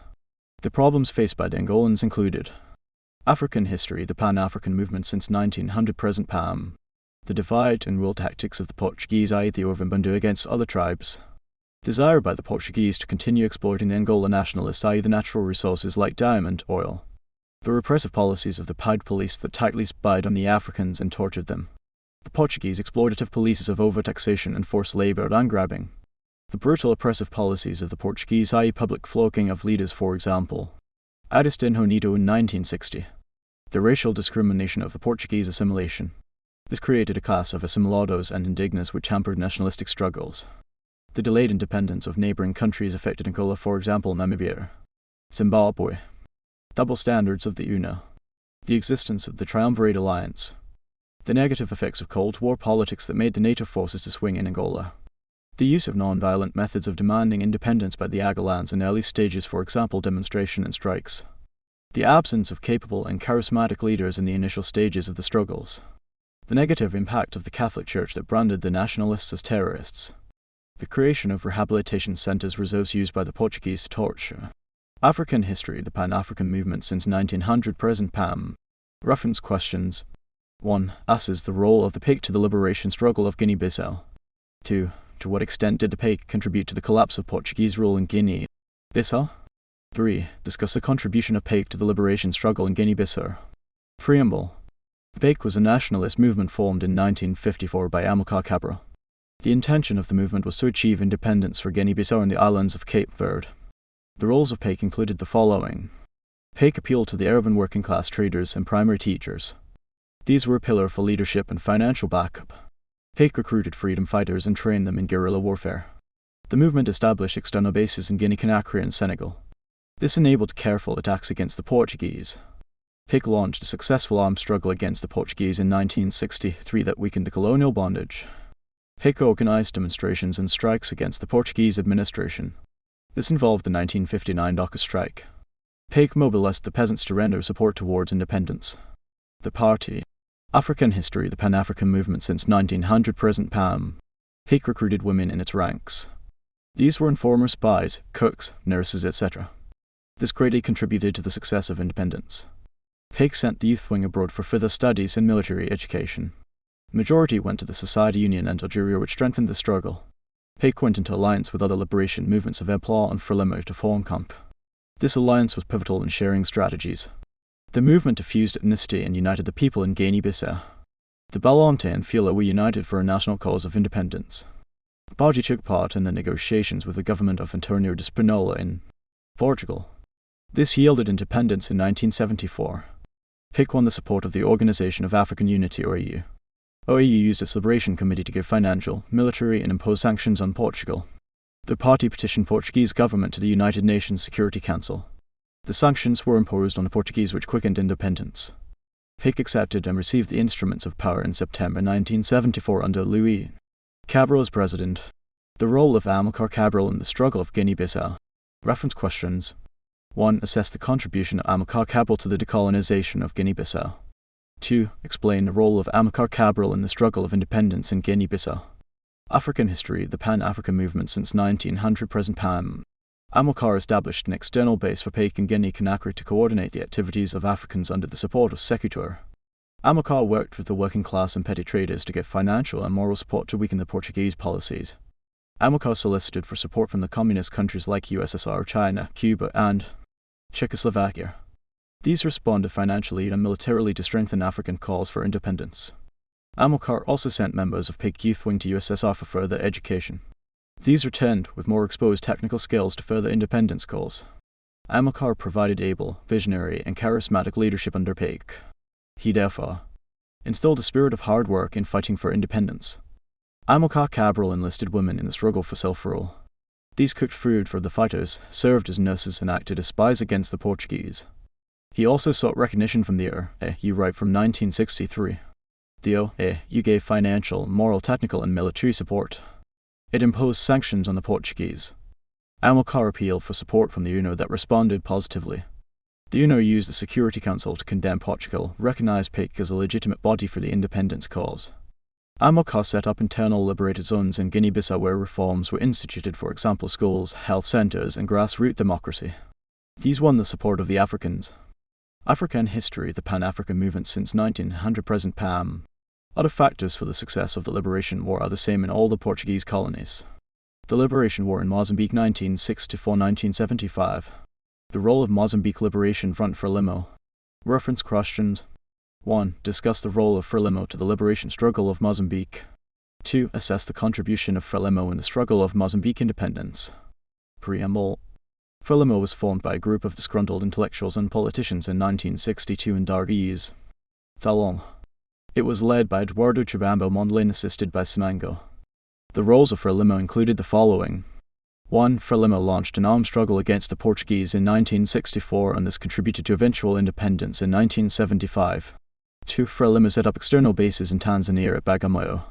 The freedom fighters were allowed to train, hence attacking the Portuguese. 3. Frelimo recruited freedom fighters massively, trained them in guerrilla warfare tactics. 4. Frelimo sensitized and mobilized the nationals who responded by giving full support to the struggle.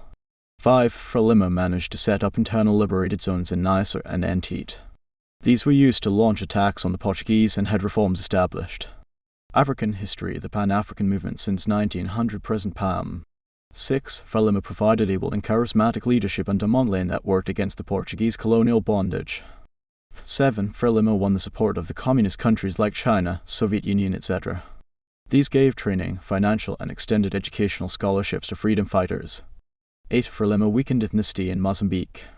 It united the tribes of Macua, Nyanya, and the famous Macon, leading to success. 9. The party appealed for assistance and recognition from the United Nations UNA. The UN responded by condemning Portugal and imposing sanctions. 10. Frelimo sought for support from OAU that used its Liberations Committee to support the freedom fighters. 11. Frelimo went into the alliance with Emploi and PAIC to form CONC. 12. Frelimo scored military success against the Portuguese. This included the killing of Portuguese soldiers and destruction of planes at Muda, leading to success. 13. Frelimo recruited women in liberation struggles. These provided espionage and served as cooks and nurses. 14. The movement held discussions with the socialist government of Antonio of Portugal, hence securing independence on 25 June 1975. 15. Frelimo under Samora Machel received the instruments of power from the Portuguese in 1975 and set up a black-led government. 16. Frelimo established a refugee camp across River Rovuma, and this helped to contain the suffering Africans. Other factors for the success of independence included the collapse of the Triumvirate Alliance. The geographical setup of Mozambique favored the guerrilla warfare. The withdrawal of NATO forces from Mozambique weakened the Portuguese. The role of liberal Portuguese who advocated for democratic governance in Africa. African history, the Pan-African movement since 1900 present PAM. The simultaneous occurrence of liberation wars, i.e. Mozambique 1964, Angola 1961, and Guinea-Bissau 1963. The Portuguese exploitative policies hardened Africans to get determined for independence. The role of independent neighboring states, for example Tanzania, Zambia, and Malawi. The role of other liberation movements, for example Revolutionary Committee of Mozambique, Frelimo and ZANU-PF. The Lisbon coup of 1974 that overthrew dictators like Marcel Quitono and emergence of Antonio de Spinner. The role of Samora Machel and Joaquim Chissano. The role of Eduardo Chivambo Mondlane in the liberation struggle. Reference questions. 1. Assess the role of Eduardo Mondlane in the liberation of Mozambique. 2. Explain the contribution of Eduardo Mondlane in the decolonization of Mozambique. 3. To what extent did Eduardo Mondlane contribute to the liberation of Mozambique? Free him all. Eduardo Mondlane established Frelimo in 1962 as a merger of different movements to include MONU, Frelimo operating in exile. The roles of Mondlane included: he formed Frelimo in 1962 in exile in Dar es Salaam that helped Mozambique attain independence. Mondlane set up external bases in Tanzania, Malawi, and Zambia, and these launched attacks on the Portuguese. Internal bases were also established by Mondlane. These operated in Muda where posts of military were installed by the Africans. Mondlane gave the needed able leadership in Mozambique. This was very critical from 1964 up to 1969 when he was assassinated. Eduardo launched an armed struggle against the Portuguese in 1964. He mobilized and recruited the freedom fighters in Mozambique, trained them in guerrilla warfare leading to independence. Mondlane solicited assistance from the UNO. African history, the Pan-African movement since 1900 present PAM. Mondlane appealed for support from the OAU. Mondlane united the people of Mozambique. These included tribes like Macon, Macua, Nyanya, and Tonga. Eduardo mobilized the working class and the business community to render support to the cause of Mozambique independence. Mondlane enlisted women in the liberation struggle. Mondlane held negotiations with the socialist Portuguese government of Antonio de Spinola, which consequently yielded independence. Civil wars in Portuguese colonies. Civil wars were fought shortly after independence and they heightened disunity. These included Angola 1975-2002, Mozambique 1977-1994, the Civil WER in Angola 1975-2002. Reference questions. 1. Explain the causes and effects of the Civil War in Angola in 1975. 2. Account for the collapse of political peace in Angola in 1975. 3. Explain the factors for the collapse of national unity in Angola in 1975. Preamble. Reference has to be made that as soon as Angola attained independence on 11 November 1975, the new Emploi government of Agostinho Neto and later Eduardo dos Santos conflicted with the alliance of Unit of Jonas Savimbi and FNLA of Holden Roberto, leading to a war, i.e. civil war. Causes of the Civil War. 1. The colonial history/legacy of Angola contributed to the Civil War. It should be noted that the Portuguese divided the Angolans on tribal basis. These tribes included the Akongo, Mbundu, and Ovibundu, hence creating hatred and micro-nationalism, hence wars. 2. Inadequate preparation for independence in Angola led to the Civil War. It ought to be remembered that after the 1974 Lisbon coup in Portugal, Africans in Angola hurried to African history, the Pan-African movement since 1900 present PAM. 3. The militarization of Angola inevitably caused the Civil War. All the rival liberation movements had established an army to fight the Portuguese in the struggle for independence. MPLA had 1.5 million troops, UNITA had 2 million, and FNLA had 700,000 soldiers. All these were not disarmed and put their armies to test after independence. 4. Ethnic differences in Angola caused the Civil War. It is true that the country was divided along tribal lines. For example, the MPLA had the support of the Mbundu, UNITA had the Ovibundu, and FNLA had the Bakongo. This increased ethnic disunity, leading to the war. 5. Ideological differences caused by Cold War politics made the Civil War in Angola inevitable. The MPLA party had the support of the communist states led by Cuba and Soviet Union. On the contrary, UNITA and FNLA had the patronage of capitalist states. This left the nationalists divided ideologically, making the war unavoidable. 6. Personal ambitions of the nationalists caused the war. The power clash between MPLA and UNITA failed to compromise with Roberto Holden of FNLA and Savimbi of UNITA. Militarism was the only solution to the rivaling nationalists. 7. The uncompromising character of Jonas Savimbi caused the Civil War in Angola. He was power-hungry, had captured some parts of Angola and accumulated wealth, rejected peace talks from the UNO and OAU organized meetings. He said, "I will never rest unless I become president of Angola." African history, the Pan-African movement since 1900 present PAM. 10. The failure of the Nakuru Peace Accord Protocol of 1974 worsened the political climate in Angola. This was chaired by President Arap Moi of Kenya to create a coalition government of the parties, i.e. MPLA, UNITA and FNLA. This didn't come to pass as all the resolutions were not respected both by UNITA and the divergent interests of UNITA under Jonas Savimbi, hence causing the Civil War. 11. The natural resource endowment of Angola caused the war. Angola had minerals like diamonds and oil, and each party desired to have control of the minerals. For example, UNITA under Savimbi controlled the diamond deposits in Cabanda, which made him strong. MPLA made a controversial deal with the European mining companies not to benefit the whole country. This war was declared to compel the government of MPLA to stop the European mining companies. 12. The double standards of the UNO inevitably caused the Angolan War. The UN Security Council condemned the civil war in Angola and wanted peace to prevail. However, other members of UNO like USA secretly supported UNITA of Savimbi by selling weapons in exchange of minerals. This left the Angolan politics divided, hence the Civil War. 13. The presence of Cuban troops in Angola partly caused the Civil War. These had been brought to assist the MPLA to mitigate South African aggression.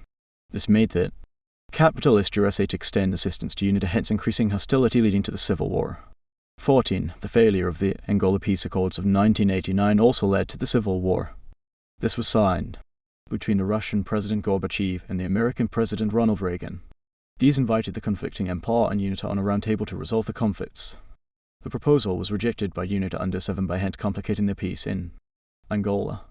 Effects of the Civil War in Angola. 1. The war led to human suffering in Angola, and the hopes of independence were destroyed due to misery, fear and insecurity. 2. That led to loss of lives and bodily harms, like some had their parts amputated. Property was also destroyed in the country, i.e. homesteads and other infrastructure. 3. Agriculture was disrupted due to lack of concentration and fear. Famine inevitably rocked African history, the Pan-African movement since 1900 present PAM. 4. The war caused heavy government expenditure as the MPLA government spent millions on buying military hardware to sustain the war. 5. The war caused displacement of Angolans for the safety of their lives. The neighboring countries experienced refugee crisis like Congo, Zaire, Namibia. 6. Angola became a center of Cold War politics attributed to the support of superpowers. UNITA had the support of the capitalists, for example USA and South Africa, and MPLA attracted the attention of USSR and Cuba. These became proxy wars for superpowers. 7. The Civil War promoted neocolonialism in Angola. It forced Portugal to continue influencing the policies in Angola. Angola was also forced to sell her minerals, i.e. oil and diamonds, to developed nations in exchange of military equipment. 8. The civil militarized the politics of Angola as the culture of the gun was the solution in the country. MPLA and UNITA rearmed themselves to have political power in the country. 9. The civil escalated divisions and hatred in the country. National unity was compromised and avenues to democracy were futile. The government of Dos Santos of MPLA organized the elections of 1992 and the results were rejected by UNITA. This caused more problems in the country. 10. The Angolan Civil War exposed the weaknesses of the OAU and UNO in solving conflicts. Both members of OAU, like Congo of Mobutu and USA of UNO, ended up supporting the war than creating peace. African history, the Pan-African movement since 1900 present PAM. The Civil War in Mozambique 1977–1994. Mozambique drifted to political unrest shortly after getting independence from Portugal. The civil war between Frelimo under Samora Machel and the Renamo Mozambique. National resistance under Alfonso Dhlakama. Causes of the war. 1. The Portuguese policy of divide and rule caused the war. Tribalism was promoted in other minority tribes, for example the Nyanya were against the Makan, the dominated Frelimo. This continued even after independence.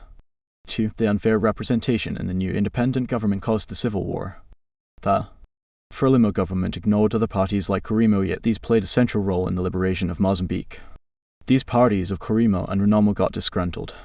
3. The dictatorship of Samora Machel of Frelimo caused the war. Other political parties were banned, and yet they needed to actively take part in the decision-making of the country. This resulted into bloodshed organized by Renamo against Frelimo. 4. The uncompromising character of Samora and later Joachim Chissano caused the war. Chissano, who replaced Machel in 1986 after the assassination, was very repressive and censored the press. All these caused the war in 1977. 5. The increased militarism in the country caused the war. The War of Independence made. African history, the Pan-African movement since 1900 present PAM. 8. Existence of micronationalism in Mozambique caused the war. Most tribes valued their norms, culture at the expense of national unity, for example the Makonde, Nyanya Makura, and all these stem from colonial history. 9. Ideological differences in Mozambique caused the war. Frelimo adopted a communist policy that led to the nationalization of property in the country. Therefore, the rich citizens in Renamo that opted for capitalism launched the civil war in the country. 10. The influence of South Africa in the affairs of Mozambique caused the war. The apartheid regime feared communism in Mozambique and its role as a member of frontline states that supported the ANC of South African blacks. Therefore, South Africa gave support to Renamo in Mozambique. 11. Neocolonialism in Mozambique caused the civil war. The Portuguese continued to influence policies in Mozambique majorly to the Renamo rebels. The Portuguese had lost capital in the Wars of Independence, hence decided to establish links with the rebels in Mozambique. Other factors. Weaknesses of the OAU. The double standards of the UNO. The influence of the civil war in Angola. I, Sivimbai Avida, shared the experiences of the war with Dhlakama Alfonso. Effects of the war. 1. Led to loss of lives and property, i.e. about 1.5 million people died in the war. 2. Resulted into economic retardation of the Mozambique economy, i.e. agriculture and industrialization registered a setback. 3. The war resulted into the assassination of Samora Machel in a plane crash in 1986. The blame was put on the apartheid government in Pretoria to have masterminded as it gave support to Renamo forces. 4. Led to heavy government expenditure leading to heavy external borrowing. This increased the debt burden of Mozambique. 5. Undermined national unity in Mozambique due to neocolonial tendencies. 6. Worsened the relationship between the government of Mozambique and the apartheid. African history, the Pan-African movement since 1900 present PAM. 9. International community organizations increased their assistance to Mozambique, for example UNICEF, UNHCR, AGRSI, etc. These put strategies to end the war in 1994 after signing a ceasefire, i.e. Chissano of Frelimo and Renamo. 10. The Renamo became a legitimate political party and allowed to take part in national elections. Most soldiers of Renamo were integrated in the National Army of Frelimo. 11. Weaknesses of the OAU and the UNO were exposed in their failure to end the crisis in Mozambique. The Economic Community of West African States, ECOWAS. It was formed in Lagos in Nigeria on 25 May 1975, and the treaty that established it was in Lome in Togo 1976. It is composed of 16 member states to include Nigeria, Niger, Ghana, Gabon, Benin, Mali, Ivory Coast, Guinea-Bissau, Guinea-Conakry, etc. The last country to join was Cape Verde. It cut across the Anglophone and Francophone states. Aims/objectives of ECOWAS. To promote economic competition and integration. To promote viable infrastructural development, mainly transport and communication. To promote free trade and movement of people. To promote agriculture through a joint project between member states. To achieve the common market and single currency. To settle regional conflicts. To promote education. To establish the West African Parliament. To promote industrial development and avoid duplication of goods and services. Achievements. Intervened and settled regional conflicts in West Africa, i.e. brought peace in Liberia after the years of bloodshed following the murder of Sergeant Samuel Doe, i.e. ensured peace and stability. created a military and economic monitoring group, i.e. ECOMOG. This intervened in many problems in West Africa, for example Sierra Leone and Ivory Coast, filled the economic gap which was created after the withdrawal of the Europeans, i.e. colonial masters. ECOWAS provided economic assistance to the members of West African history. The Pan-African movement since 1900 present PAM promoted free movement of people through the removal of visa restrictions and passports. This created jobs, promoted cultural fusion and a sense of unity in the region.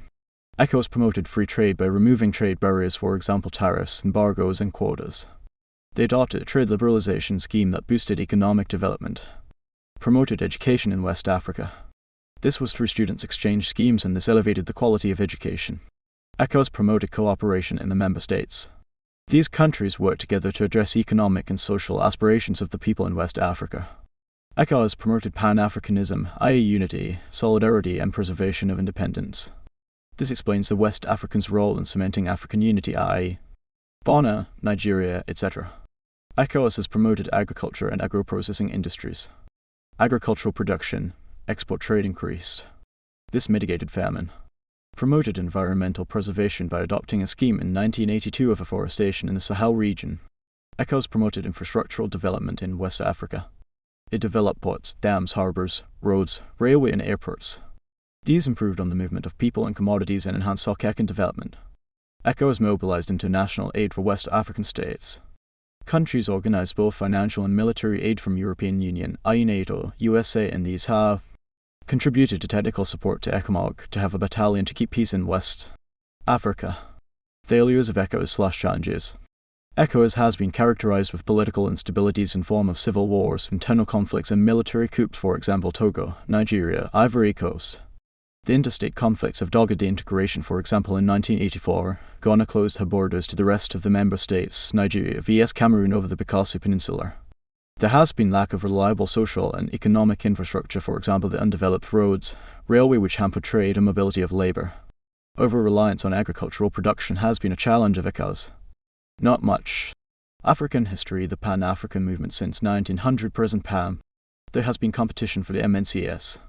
This has led to provision of cheap commodities which flood the market and end up dictating the prices of goods in the region. The ECOWAS has failed to have a common currency. This has created a problem of exchange rates. Currencies used are pegged on the medium of exchange of the former colonial masters, for example pounds, hence hindering free trade. Failed to have common political ideologies, i.e. capitalism and communism/Marxism. This intensified conflicts and undermined the activities of the integration. Challenges of ECOWAS. Vastness of the West African sub-region, i.e. bigger nations, for example Nigeria, use the size to dominate the ECOWAS. Poverty and indebtedness of the member states. Civil wars, for example Liberia and Sierra Leone. Ideological differences among the member states. Limited personnel in the ECOMOG force. Lack of a common language. Differences in the colonial backgrounds has affected long-term decision-making. Neo-colonial influence/interference from the West. Military coups. Falling prices of agricultural products, for example rubber, cocoa, weakened the economies. Differences in the level of development, hence hampering cooperation. Severe drought of 1982. Border conflicts. Rise of illicit trade/smuggling across the national borders. Disrespect among leaders, for example ECOWAS countries.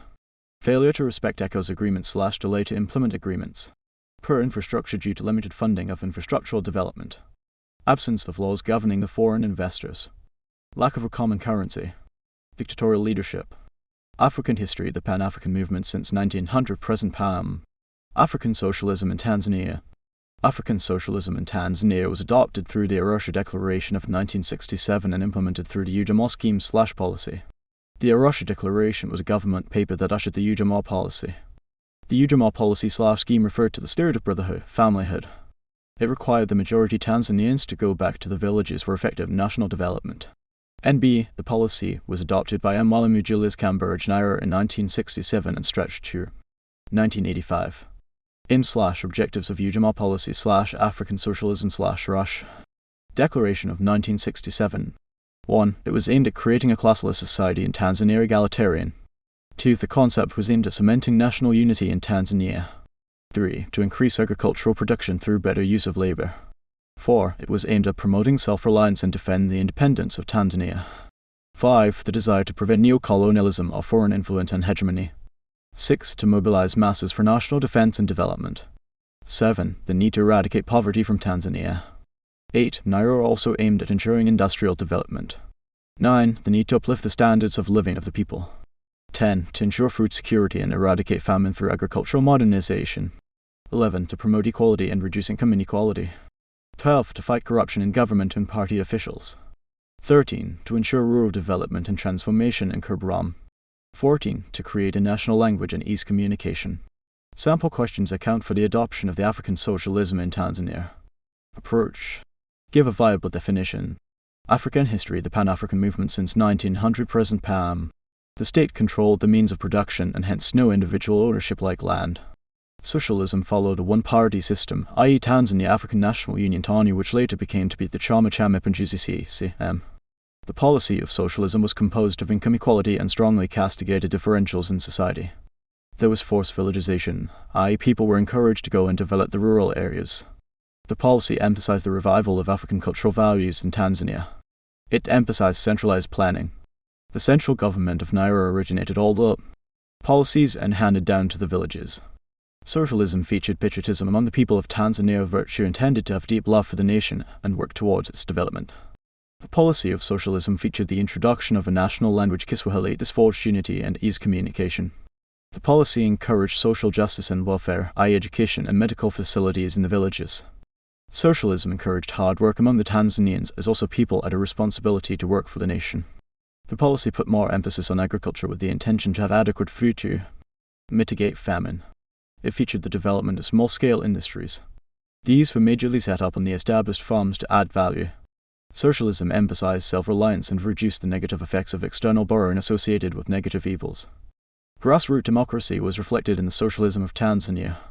These were in form of village councils in line with the central government requirements. The policy of socialism laid more emphasis on lower education, i.e. universal primary education. The policy emphasized the national defense of Tanzania through the creation of an army. African history, the Pan-African movement since 1900 present PAM. Political. 1. The policy led to the establishment of a strong national army, i.e. the Tanzanian People's Defense Force TPDF.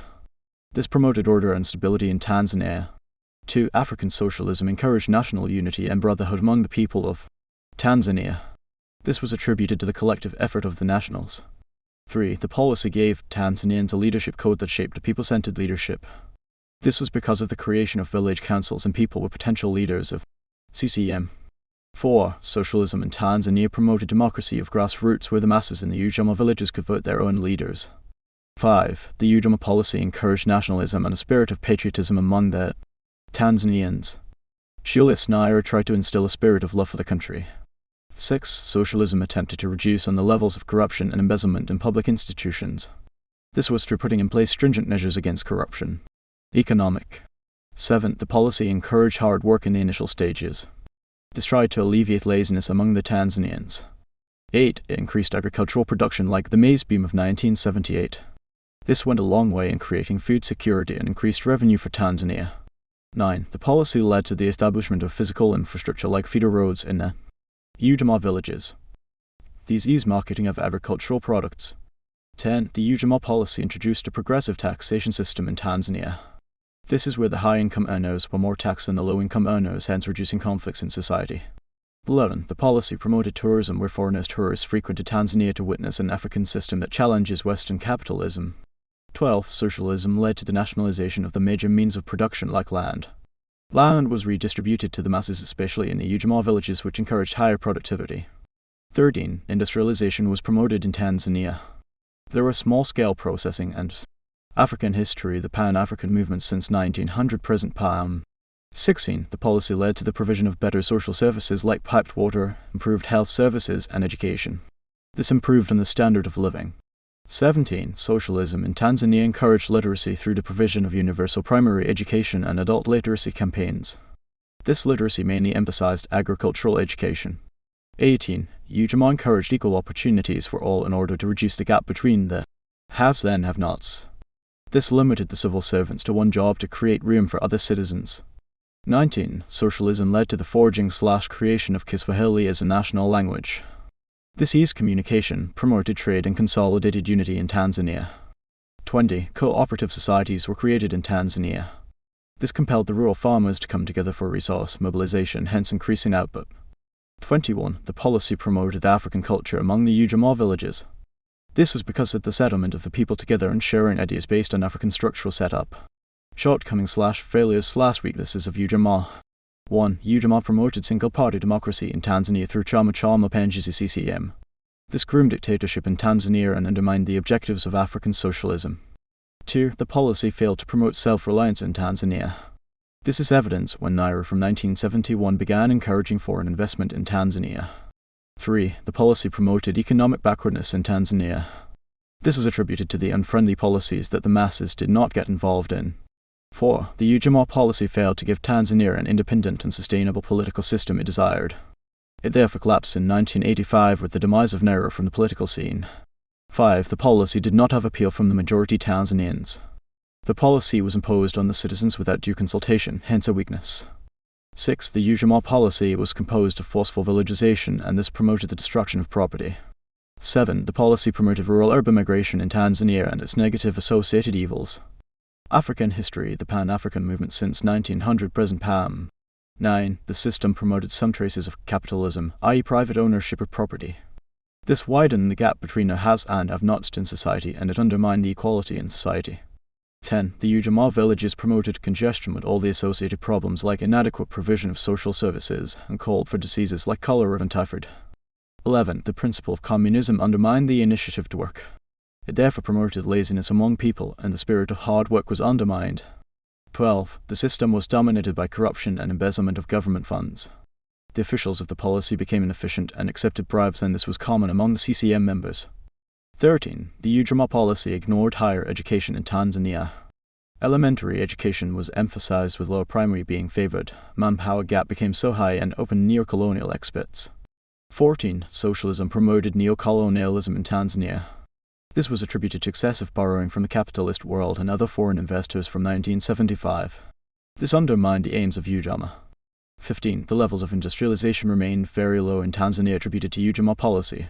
The policy promoted small-scale and processing industries. Tanzania largely depended on the importation of manufactured goods that reduced the foreign exchange. 16. The policy promoted environmental deforestation in Tanzania. This is because large tracts of forests were cut in order to create land for agriculture and settlement. The rainfall totals reduced and climatic imbalance was witnessed. 17. The Ujamaa policy was very expensive to be sustained in Tanzania. This compelled the government of Julius Nyerere to borrow funds from international financial institutions, hence making Tanzania become indebted. Reference questions. 1. Account for the adoption of the one-party system of government in Tanzania after independence. 2013. 2. Examine the contribution of Julius Nyerere to the history of Tanzania up to 1985-2012. 3. To what extent was the Ujamaa policy in Tanzania successful? 2010. African history, the Pan-African movement since 1900 present PAM. Examine the contribution of Julius Nyerere to the history of Tanzania up to 1985. Give the role/positive role of Nyerere. Give failures. Standpoint. Nyerere was the first president of the Republic of Tanzania and led the country in 1961 to 1985. Roles. Political. 1. Transformed Tanganyika African Association (TAA) in 1954. 2. Led Tanganyika to independence in 1961. 3. Promoted multiracial unity between Arabs and Africans. 4. Spearheaded the merger between Tanganyika and Zanzibar in 1964. 5. Promoted socialism in Tanzania under the 1967 Arusha Declaration. 6. Created a People's Army, TPDF in Tanzania. 7. Promoted mass nationalism/patriotism in Tanzania. 8. Promoted territorial sovereignty of Tanzania, defended the boundaries of Tanzania, especially the Amin's time in Uganda. 9. Provided exemplary leadership to the people of Tanzania. 10. Maintained political stability in Tanzania. 11. Promoted egalitarianism/equality in Tanzania. Economic role/contribution. Promoted agricultural modernization in Tanzania. Nationalized the major means of production, land. Created the Ujamaa villages that promoted/boosted production. Created cooperative movements which eased the marketing of agricultural products. Promoted small-scale industries, processing of agricultural products. Changed the attitude of people towards work. Led to infrastructural developments, for example roads. Emphasized rural development through the Ujamaa village. African history, the Pan-African movement since 1900 present PAM. created a national language Kiswahili which consolidated unity and trade, promoted education through elementary structure of lower primary, provided health services through the setting up of hospitals and other health centers, provided clean water in Tanzania, redesigned the education system to suit the needs of the people. Negative contribution/weaknesses. Political. Promoted dictatorship through one-party system, ICCM. Corruption persisted. Failed to fight neocolonialism. Socialism failed in Tanzania. Conflicted with neighboring states, Uganda. Economic. Failed to increase agricultural production, famine struck the country in the 1970s.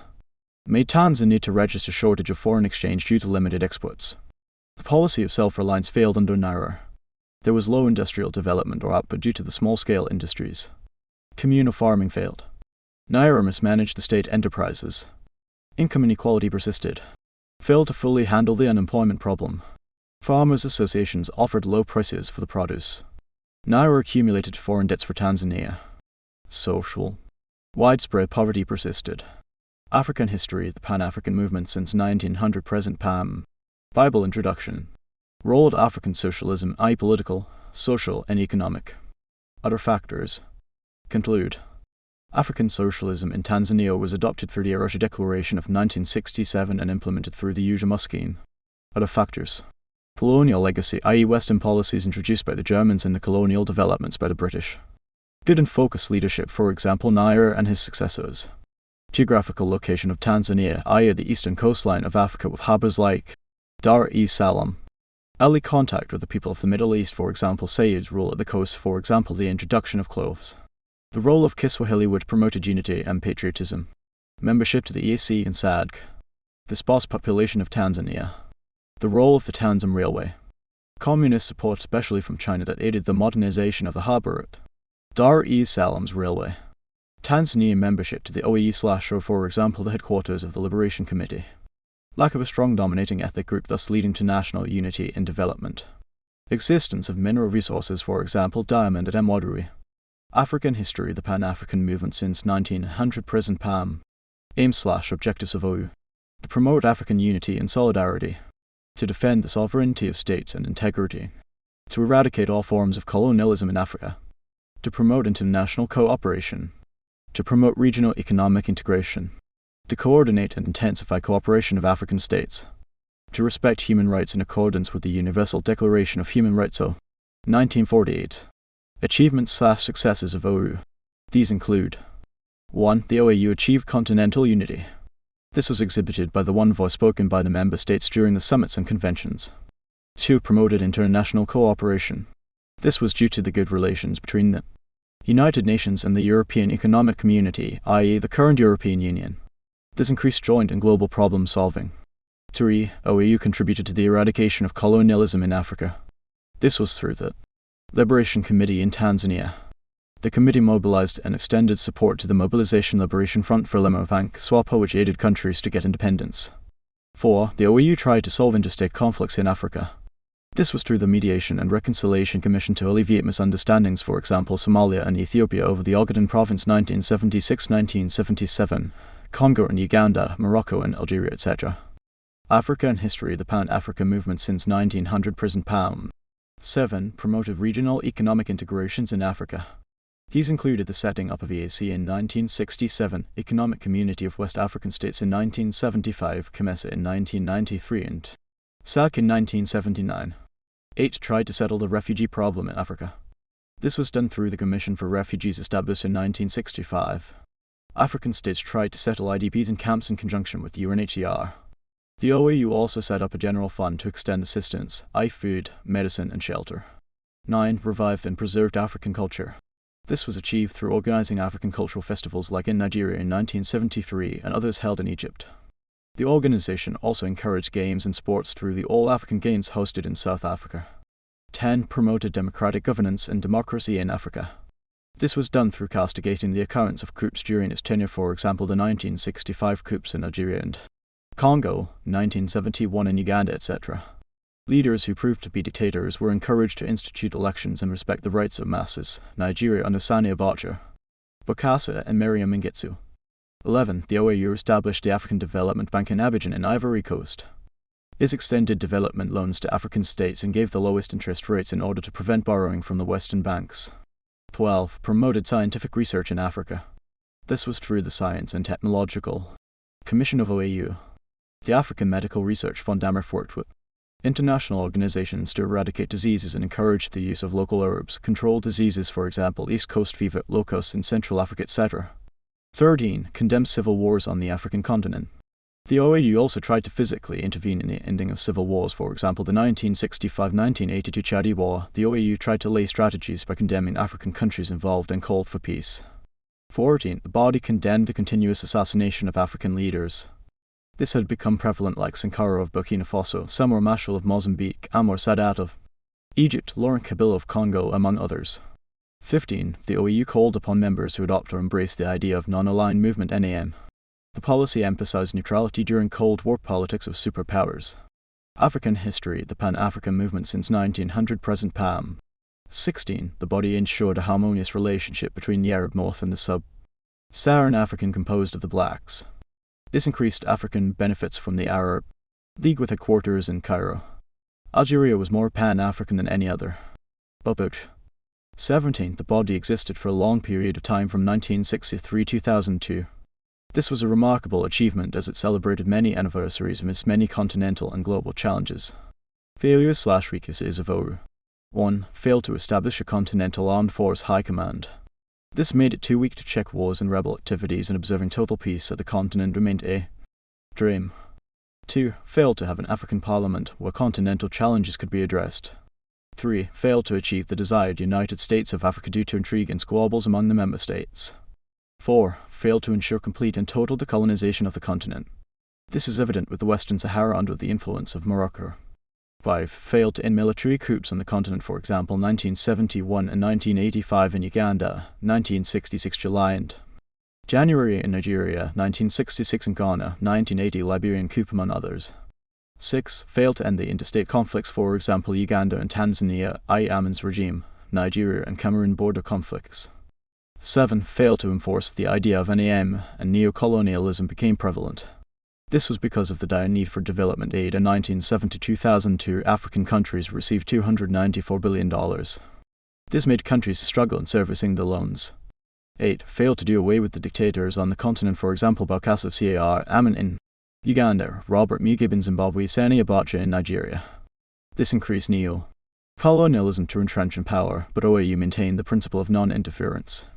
9. Failed to get a permanent remedy to refugee crisis.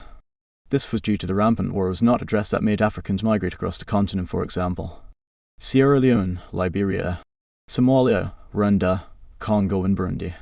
This increased suffering. 10. The OAU failed to enforce the subscription of the financial obligations.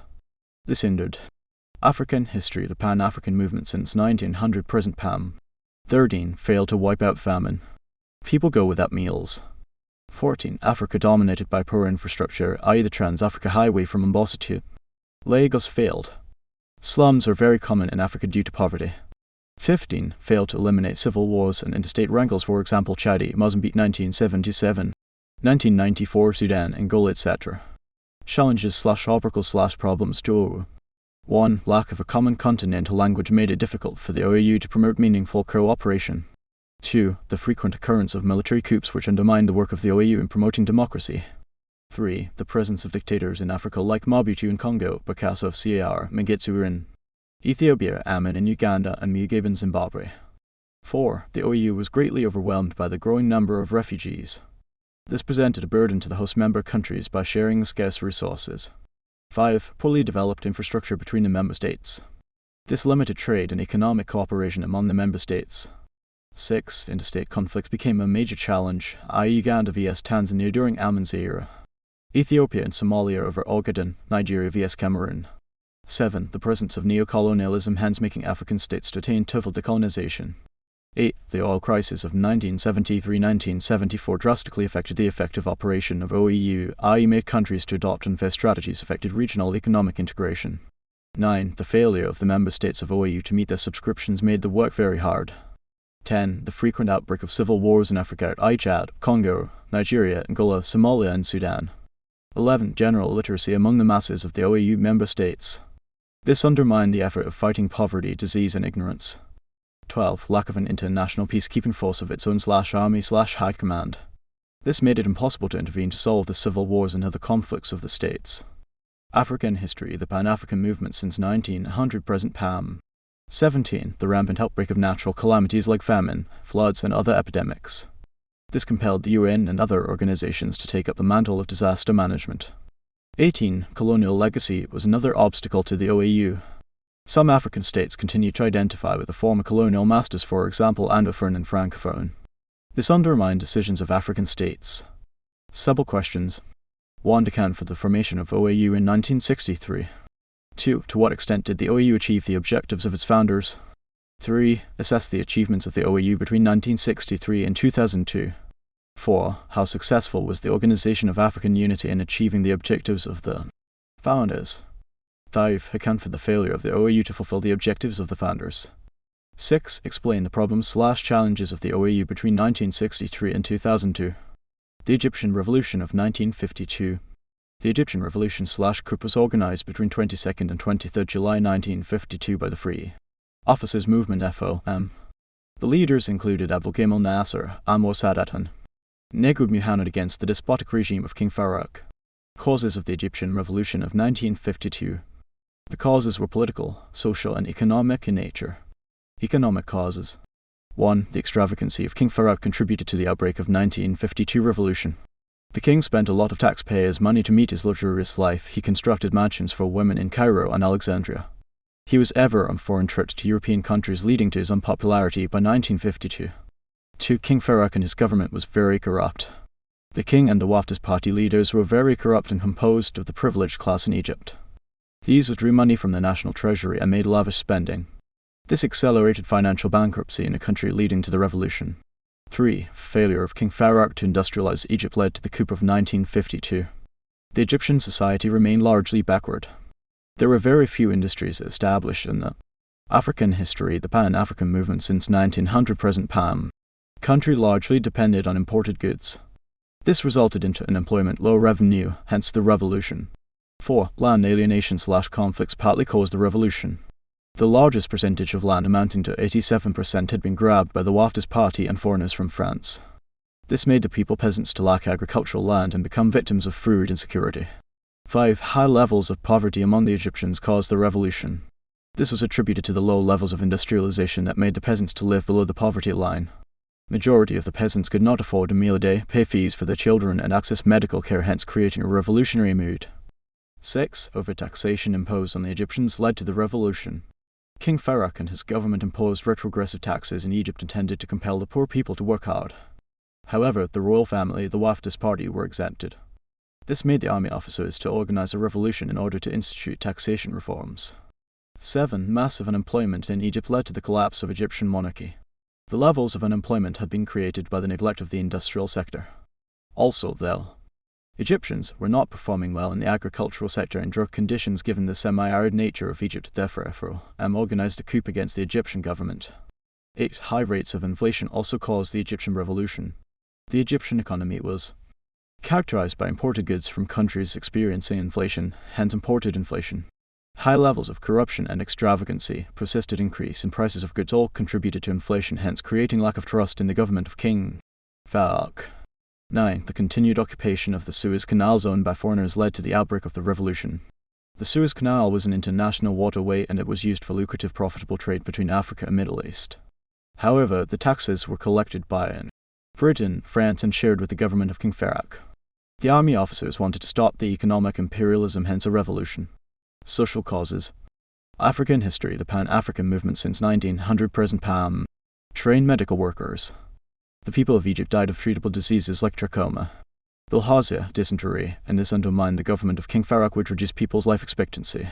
11. The neglect of the education system by King Farouk also caused the revolution. Egypt was characterized by high levels of illiteracy. The country had very few schools, education was very expensive, and therefore the peasants would not educate their children. This made the public to get fed up with the government of King Farouk by 1952. 12. The gender inequality in Egypt caused the revolution. There were high levels of women discrimination. Women were not allowed to join politics and civil service, yet they represented the highest percentage of the population. This led to widespread discontent in society, which undermined the government of King Farouk. 13. Nepotism and favoritism practiced by King Farouk led to the overthrow of the Egyptian monarchy. The government of King Farouk reserved all lucrative jobs for the members of the royal family and the cabinet ministers. It is on record that General Mohammed Negrib was dropped as an army commander in favor of King Farouk's cousin, hence this compelled the FOM to organize a coup. 14. Classification in Egypt caused the revolution. King Farouk divided the Egyptian society into three classes, i.e. royal family at the top, foreigners, i.e. Turks and Britain in the second class, the businessmen and peasants at the bottom. This inspired Gamal Nasser and the colleagues to overthrow the government. 15. The influence of the Muslim Brotherhood led to the downfall of King Farouk. This movement was formed by Hassan al-Banna. He advocated for Islamic theocracy, and therefore he won the support of Egyptians, leading to the collapse of King Farouk's regime. 16. Outbreak of famine caused the 1952 Egyptian Revolution. This was attributed to land grabbing that left the peasants landless, and Egypt experienced food shortages. The government of King Farouk attempted to import food, which was highly expensive to the ordinary people, hence creating a revolutionary situation in 1952. Political causes. African history, the Pan-African movement since 1900 present PAM. 17. Dictatorship of King Farouk led to the collapse of the Egyptian monarchy. He led without a constitution and imposed policies on the people. He was intolerant to the members of the opposition, banned political parties, which led to the collapse of the government. 18. The impact of the Palestinian War of 1947–48 led to the outbreak of the revolution. The war was between Palestine and Israel, and the government of Egypt contributed an army of defense to help the people of Palestine. The army was ill-equipped, used outdated weapons, hence its poor performance. Therefore, FOM organized a coup to discipline the government of King Farouk. 19. Egypt's failure to be active in the Arab politics led to the outbreak of the revolution. Egypt was not highly ascending in matters of the Arab League, and therefore the army decided to overthrow King Farouk and make Egypt become influential in the Arab affairs. 20. The political ambitions of Gamal Nasser contributed to the outbreak of the revolution. Nasser was prompted to take over power right from childhood and secondary school. Nasser also wrote articles criticizing the government of Farouk. The Egyptian government is dominated by corruption. Who will change it? Where is dignity? Where is nationalism? Where is one that can call the activity of the youth? This led to demonstrations which undermined the government of King Farouk. 21. Influence of World War II led to the downfall of King Farouk. This war produced a class of ex-servicemen who had military skills. The war also made Egypt to become bankrupt, as King Farouk supported the British financially. The war led to inflation and poverty among Egyptians. All these contributed to the toppling of King Farouk's government. 22. Neglect of the Egyptian army by King Farouk led to the revolution. The army didn't have the required logistics in form of uniforms and army boots. The army was poorly paid, poorly accommodated, and no meetings were organized to diagnose the challenges. This compelled the army officers to overthrow the government of King Farouk. 23. Foreign domination in Egypt caused a revolution. It should be noted that Egypt was granted independence in 1922. However, this remained on paper. Egypt was dominated by the British, French and the Turks, who controlled the resources, for example the Suez Canal zone. Therefore the army officers organized a coup. African history, the Pan-African movement since 1900 present PAM. 2. To what extent was King Farouk responsible for his downfall in 1952? 3. The collapse of the Egyptian monarchy in 1952 is inevitable. Discuss. Causes of the revolution. 4. The political factors made the outbreak of the Egyptian revolution inevitable. Discuss. The impact of the Egyptian revolution. The effects of the revolution on the people of Egypt were political, social and economic in nature. Social effects. 1. The status of women was improved in Egypt. These were employed as teachers, factory workers, accountants to earn money. The killing of girls in Egypt was banned. Women became cabinet ministers in the government of Gamal Nasser, and many acquired university education. 2. Nasser introduced health reforms. This was accompanied by free medical services. The number of doctors and nurses increased, hospitals, clinics and dispensaries were set up, and this increased the life expectancy of the nationals. 3. Improved on the education sector. This was done by establishment of primary, secondary and universities. Nasser banned the Muslim and non-Muslim courts in Egypt. All cases were referred to the secular government court in an attempt to unite administration and promote justice. 4. Nasser also fought poverty by encouraging family planning. Large families were not. African history, the Pan-African movement since 1900 present PAM. 6. The Egyptian revolution led to the formation of state-controlled cooperatives. These were intended to provide modern agricultural services, cheap transport, fertilizers and machinery, hence leading to agricultural modernization. 7. There was improvement in the taxation system in Egypt. The revolutionary government introduced the progressive taxation system where the Egyptians were taxed according to their income. This was contrary to the retrogressive taxes imposed on the poor people. 8. Nasser nationalized the Suez Canal in 1956. This had been occupied by the British, the French and the Israelites, hence creating employment opportunities, leading to increased revenue and making Egypt get full independence. 9. The revolution led to the setting up of industries in Egypt. The government of Gamal Nasser came up with a 5-year development plan of 1906 to 1965, leading to the establishment of manufacturing industries like steel products, tractors, fertilizers in Cairo and Alexandria.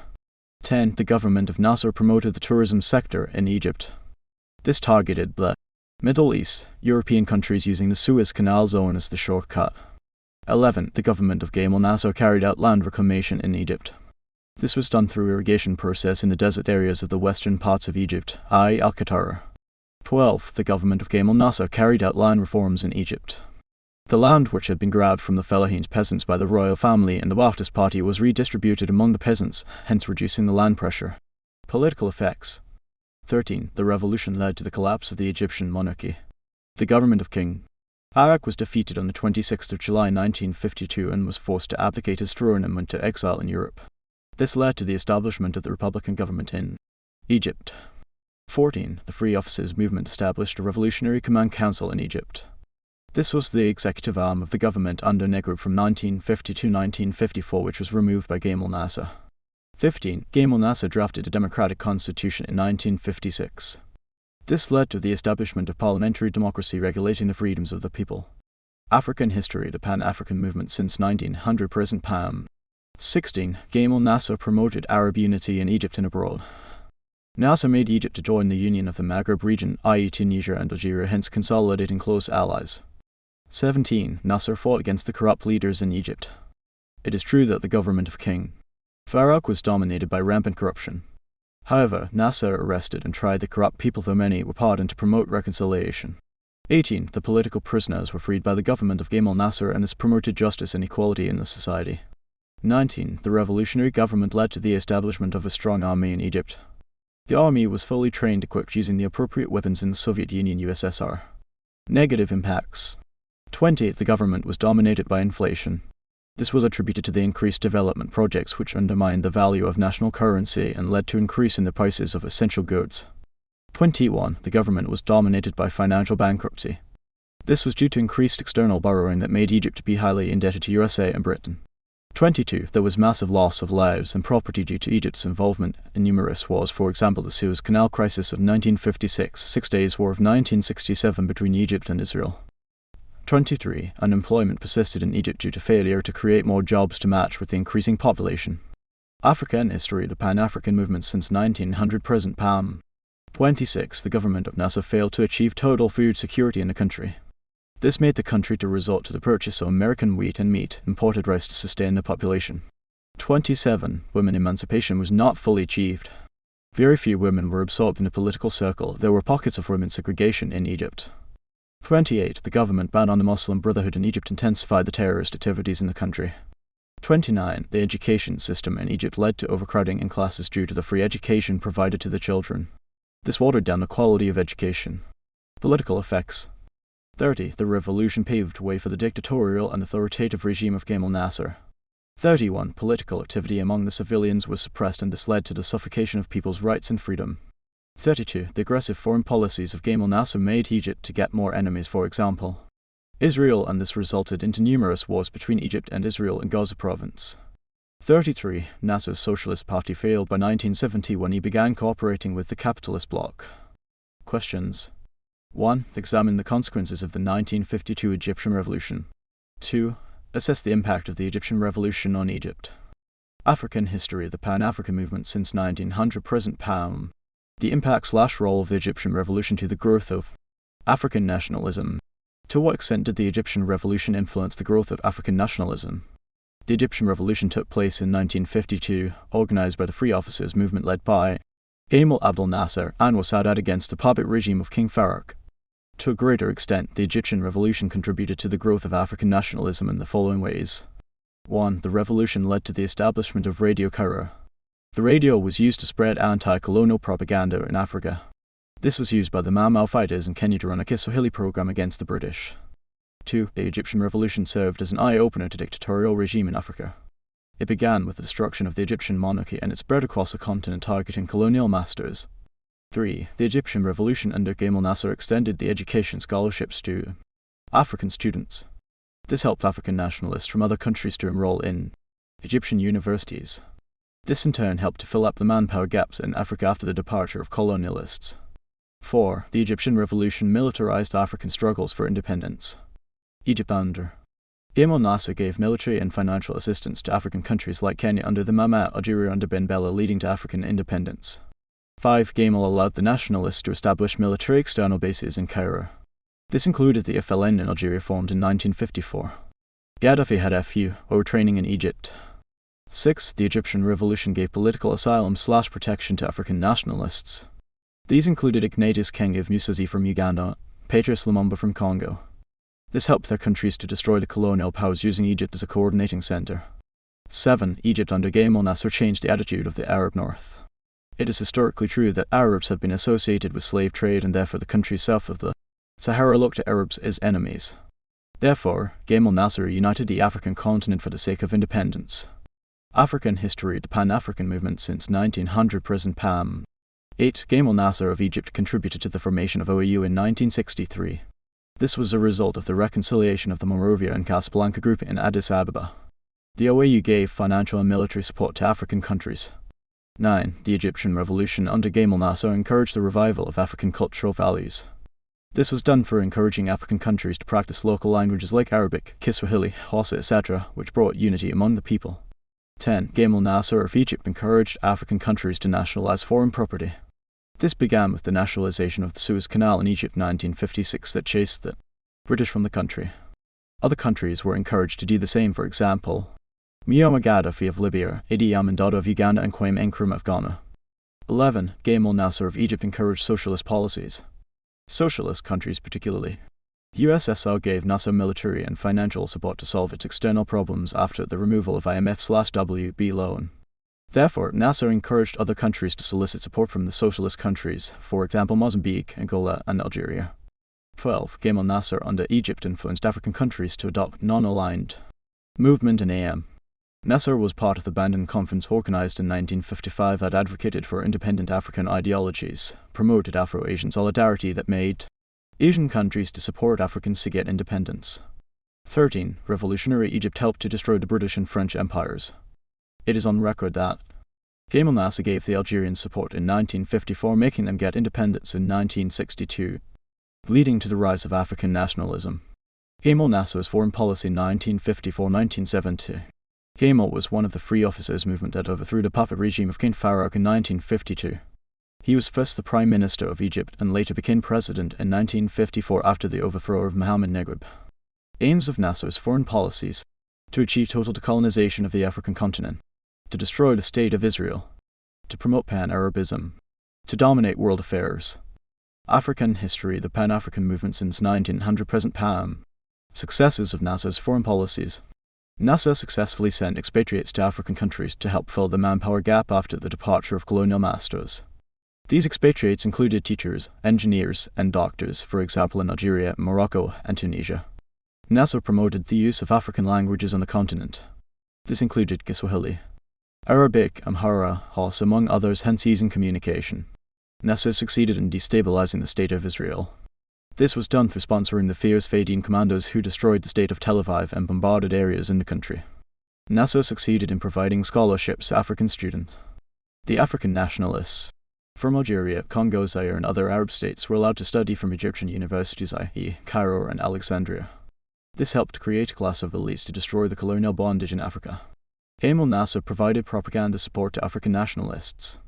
Nasser gave moral, military, and financial support to FLN of Algeria, the Mau Mau of Kenya, leading to independence. Nasser influenced the overflow of pro-Western leaders in Africa and Middle East. This included the overthrow of King Idris of Libya by Muammar Gaddafi, the Prime Minister of Iraq. Gamal Nasser gave moral and diplomatic support to Tunisia and Morocco against the French rule, which led to the Turin independence of these countries in 1956. Nasser fully supported and promoted Pan-Arabism. It is on record that NASA made Egypt to be the headquarters of the Arab League and proceeded to establish the United Arab Republic i.e. Egypt and Syria in 1958. Emil Nasser was one of the founder members of the Organization of African Unity OAU in 1963. This was done through the reconciliation of the Casablanca and Monrovia groupings leading to the total unity of Africans. Nasser succeeded in promoting the non-aligned movement NAM adopted in 1955 in Bandung. This was a conference organized by the Asian leaders i.e. Nehru of India and Sukarno of Indonesia. The policy promoted positive neutrality in Africa and Afro-Asian Africa in history, the Pan-African movement since 1900 present PAM. Nasser promoted research in the African past. He encouraged the writing and the reconstruction of African history leading to the promotion of African cultural values. Nasser bridged the gap between the Arab North and Negro Africans. This changed the attitude of the blacks towards the Arabs, hence a success. Failures of Nasser's foreign policies. Black Small Square Nasser promoted conflicts among Arab states, and these included Morocco and Algeria. In this conflict, Nasser sided with Algeria, leading to political instabilities in North Africa. Black Small Square Nasser frustrated the formation of the United States Africa USA. This had been proposed by Kwame Nkrumah to bring the continent together under one leadership. Black Small Square Nasser failed to maintain the United Arab Republic with Syria. Syria seceded and broke away in 1961 due to Nasser's foreign policies. Black Small Square Nasser failed to maintain and stick to the policy of non-aligned movement adopted in 1955. The policy demanded that African countries, Egypt inclusive, do not follow socialism and capitalism. However, Nasser got financial aid from USSR and Czechoslovakia to construct the Aswan High Dam. Black Small Square Nasser lost many provinces of Egypt to other countries. These included the West Bank, Jordan, the Golan Heights, the eastern parts of Suez Canal, the Sinai Province during 6 Days War of 1969 with Israel.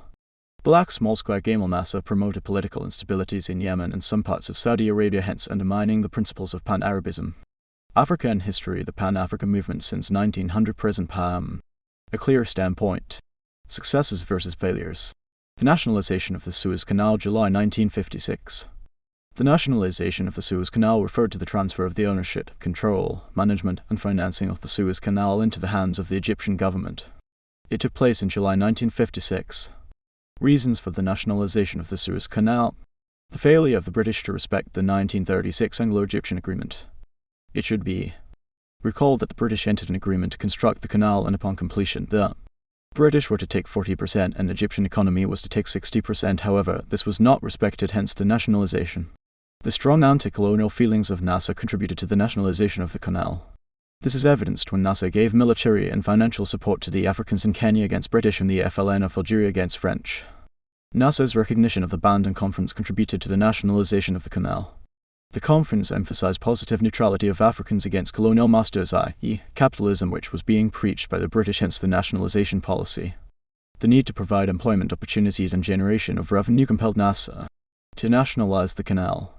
Nasser reasoned that the expulsion of the British workers would create employment opportunities to the Egyptians. Egypt would be able to cross the canal, leading to nationalization.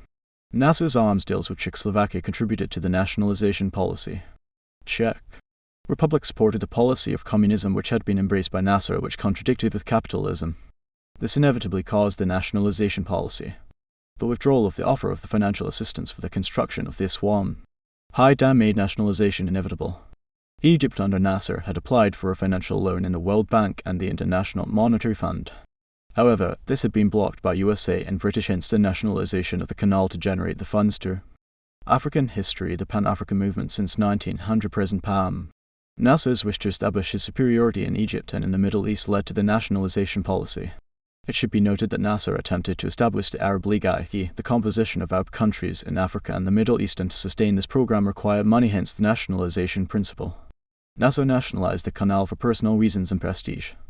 It ought to be noted that Nasser wanted to consolidate his power by generating money from the canal zone, hence nationalization policy. The need to increase the amount of the irrigible land in Egypt made nationalization inevitable. There was need to generate water from the Suez Zone, Red Sea and Mediterranean Sea, hence the nationalization of the canal to ensure food security. Africa in history, the Pan-African movement since 1900 present PAM. QNS 1. Account for the Suez Canal crisis of 1956. 2. Examine the causes and effects of 1956 Suez Canal crisis. 3. To what extent was the Tripartite Alliance responsible for the Suez Canal crisis in 1956? 4. Assess the impact of the Suez Canal War in 1956. 5. To what extent was Gamal Abdel Nasser responsible for the outbreak of the 1956 Suez Canal crisis? 6. Why was the Suez Canal nationalized in 1956? 7. Explain the causes and effects of the Suez Canal nationalization. It was a conflict that took place in 1956 when Britain, France and Israel conspired to attack and overthrow Gamal Abdel Nasser of Egypt, who had nationalized the Suez Canal. It was an imperialistic and aggressive war on the side of Allied powers and a war of a liberation war for Egypt. Causes. Israel attacked Egypt on 29 October 1956 and occupied the Sinai Peninsula, marking the beginning of the crisis. So the crisis was due to the following factors. Nasser's support to Fedayeen commandos against Israel caused the canal crisis. So between 1954 and 55, Nasser organized the Fedayeen guerrillas and carried out sabotage acts on important installations in Israel and destroyed property and killed people. This provoked Israel and attacked Egypt in 1956, and the city of Tel Aviv was left in shambles. The British and French secret assurance of support to Israel caused the canal crisis. This assurance made Israel courageous and convinced her to occupy the Sinai Peninsula on 29 October 1956. This compelled Nasser to respond militarily, and on 5 November 1956, the Anglo-French forces intervened to assist Israel against Egypt. This escalated the attack into a full-scale crisis. Nasser's closure of the Gulf of Aqaba led to the Suez Canal crisis. The Gulf was the only direct route for Israel. Its blockade disorganized Israel's trade and commercial activities. This provoked Israel to attack Egypt in order to reopen the Gulf of Aqaba. Nasser's consistent demand that British should remove her military base from the Suez Canal zone as provided for in 1954 Anglo-Egyptian agreement caused the crisis. However, the African history, the Pan-African movement since 1900 present PAM. British were not set to leave the canal zone for strategic military interests. This provoked anti-Nasser reactions in form of Anglo-French attack. The nationalization of the Suez Canal resulted into the canal crisis of 1956. Nasser took over control of the Suez Canal activities to the annoyance of Britain and France. The nationalization threatened Anglo-French economic interests. For the Suez Canal was the shortest route for Britain and France to the oil-producing states of the Persian Gulf. Therefore, Britain and France were not prepared to give up control of the Canal of Egypt. This resulted into the canal crisis. Nasser's rejection of the Free Users Association of the Suez Canal caused the Suez Canal saga. Britain and France suggested the formation of the association to protect their interests in the canal zone, but Nasser rejected it for fear of losing revenue. This made France and Britain to decide that Nasser should be overthrown at all costs for free use of canal services. Nasser's financial, military and moral support to the National Liberation Front of FLN of Algeria provoked France to conspire with Britain and Israel to cause the Suez Canal crisis. When Nasser started giving support to FLN freedom fighters in the War of Independence, France felt antagonized and plotted to overthrow Nasser in order to continue perpetuating their colonialism in Algeria. Nasser's strong support for anti-British rebels in Cyprus and the Mau Mau activists in Kenya caused the Suez Canal crisis. Nasser used Radio Cairo to propagate anti-colonial propaganda of the Mau Mau, supplied war logistics to the AUCO rebels in Cyprus, etc. This threatened British colonial interests and angered her to the extent of conspiring against Nasser's government. Nasser's anti-British influence in Jordan resulted into the canal crisis. Nasser persuaded King Hussein of Jordan to expel his British chief of staff. This incited anti-Nasser reaction from the British, causing the Suez Canal crisis. Nasser's opposition to the Baghdad Pact of 1955 caused the canal crisis. This pact was an anti-Soviet military alliance of Britain, Turkey, Iran and Pakistan. This was a threat to NATO's strategic interests in the Middle East during the Cold War period, thus the capitalist countries reacted by invading Egypt. Nasser's recognition of the communist regime of Mao Zedong in Peking and the African history, the Pan-African movement since 1900 present PAM. Shake on the island of Taiwan resulted into the crisis. This was seen as a gesture of defiance against the capitalists, thus prompting them to ally against Nasser's government. Nasser's arms deal with the communist Czech Republic for Russian bombers and tanks caused the crisis. Nasser also invited the Soviet experts to train Egyptian soldiers. This military advance of Egypt within the communists angered the Western powers, making them conspire against Nasser's government. The influence of the Bandung Conference of 1955 on Nasser caused the canal crisis. Nasser, as a delegate to the Bandung Conference, came back and called for total eradication of all forms of colonialism. He was inspired to nationalize the Suez Canal, which was the last part of British colonialism. Thus Britain teamed up with France and Israel to fight the government of Nasser. The withdrawal of financial assistance meant for the construction of Aswan High Dam, which was of the center stage of economic development of Egypt, caused the canal crisis. Britain and USA withheld substantial loan amounts meant for the dam construction and left Nasser with no option but nationalising the Suez Canal to get revenue from the canal to construct the Aswan High Dam. Nasser's desire to fix Egypt's economic problems led to the Caire crisis in 1956. Egypt's rights to 15% of the net profit from the Suez Canal as rent for the territory was sold away by the British and the French, thus millions of pounds flowed to Britain and France without a single penny going into Egypt's treasury. This did not please the people of Egypt, foreseeing African history, the Pan-African movement since 1900 present Pam. His recognition of Palestine and opposition of Israel as a state. Nasser's attendance of the Bandung Conference of 1955. Nasser's rejection of the Free Users Association. Nasser's support to the Fedayeen Commandos. Nasser's September 1955 arms deal with communist CZ Shrep. Nasser's anti-British influence in the Arab states e.g. Jordan. Nasser's financial and military support to FLN of Ben Bella. Nasser's Pan-Africanist nationalism. Nasser's opposition to the Baghdad Pact of 1955. Nasser's anti-British rebel support in Cyprus. His recognition of Mao Zedong communist regime. Nasser's desire to fix Egypt's economic problems. Nasser's blockade of the Gulf of Aqaba. Nationalization of the Suez Canal by Nasser. Other factors. The British violation of the 1936 Anglo-Egyptian Treaty, which required them to leave Egypt in 1956 after 20 years. Britain's fear to lose 40% revenue that it was getting from the canal. The British and the French secret assurance of support to Israel. Britain and USA's withdrawal of millions of dollars loan which had promised to Egypt for the Aswan High Dam project. The strategic location of the canal to all parties, i.e. France and Britain, Israel and Egypt. African history, the Pan-African movement since 1900 present Pam. Positive impact on Egypt. Egypt registered a diplomatic victory over the British, French and Israel. The Anglo-French invasion of Egypt evoked strong condemnation from the international opinion expressed from the UN support of Nasser, even from their ally of USA. Egypt's self-rule became more meaningful. The Anglo-French troops were forced to withdraw from Egypt, thus complete independence was realized. Nasser became a celebrated hero in the Middle East state and Egypt itself. Nasser's portraits were placed on streets. Many streets were named after Nasser, and Nasser's portraits became a household property. Egypt gained full control of the canal. Under international pressure, the Anglo-French troops were forced to withdraw, leaving the canal in the hands of Egypt. The canal was well managed under Egyptian managers. Traffic increased, generated a lot of employment and revenue. Egyptian nationalism was strengthened as people united behind Nasser to get rid of foreign rule. Nationalization policy was intensified. Nasser was incited to take over British and French property in Egypt as compensation for Anglo-French subversion imperialistic tendencies. It laid a foundation for the success of the Aswan High Dam project. It was constructed using revenue generated from the canal with some support from USSR. This made Egypt the first African country to put radical socialist policies into practice. African history, the Pan-African movement since 1900 present Pam. It laid a foundation for 8 other nationalists like Ben Bella, Ahmed from Nasser, and this catapulted the quick self-determination from the French in 1962. Egyptian diplomatic victory during the Canal War inspired nationalism elsewhere, e.g. Algeria, Tunisia, Morocco to win independence in 1956. It enabled the UN to register an achievement. It condemned the Anglo-French invasion of Egypt and called for their withdrawal by stationing the UN Security Council to take charge. It resulted into the promotion of Pan-Arabism, i.e. creation of the United Arab Republic Egypt plus Syria in 1958 UAR. Afro-Asian states turned to the East as an ally in fighting colonialism. They solicited for support from the Communist bloc, e.g. USSR, China, and Czech Republic, etc. Inspired political development in Francophone states.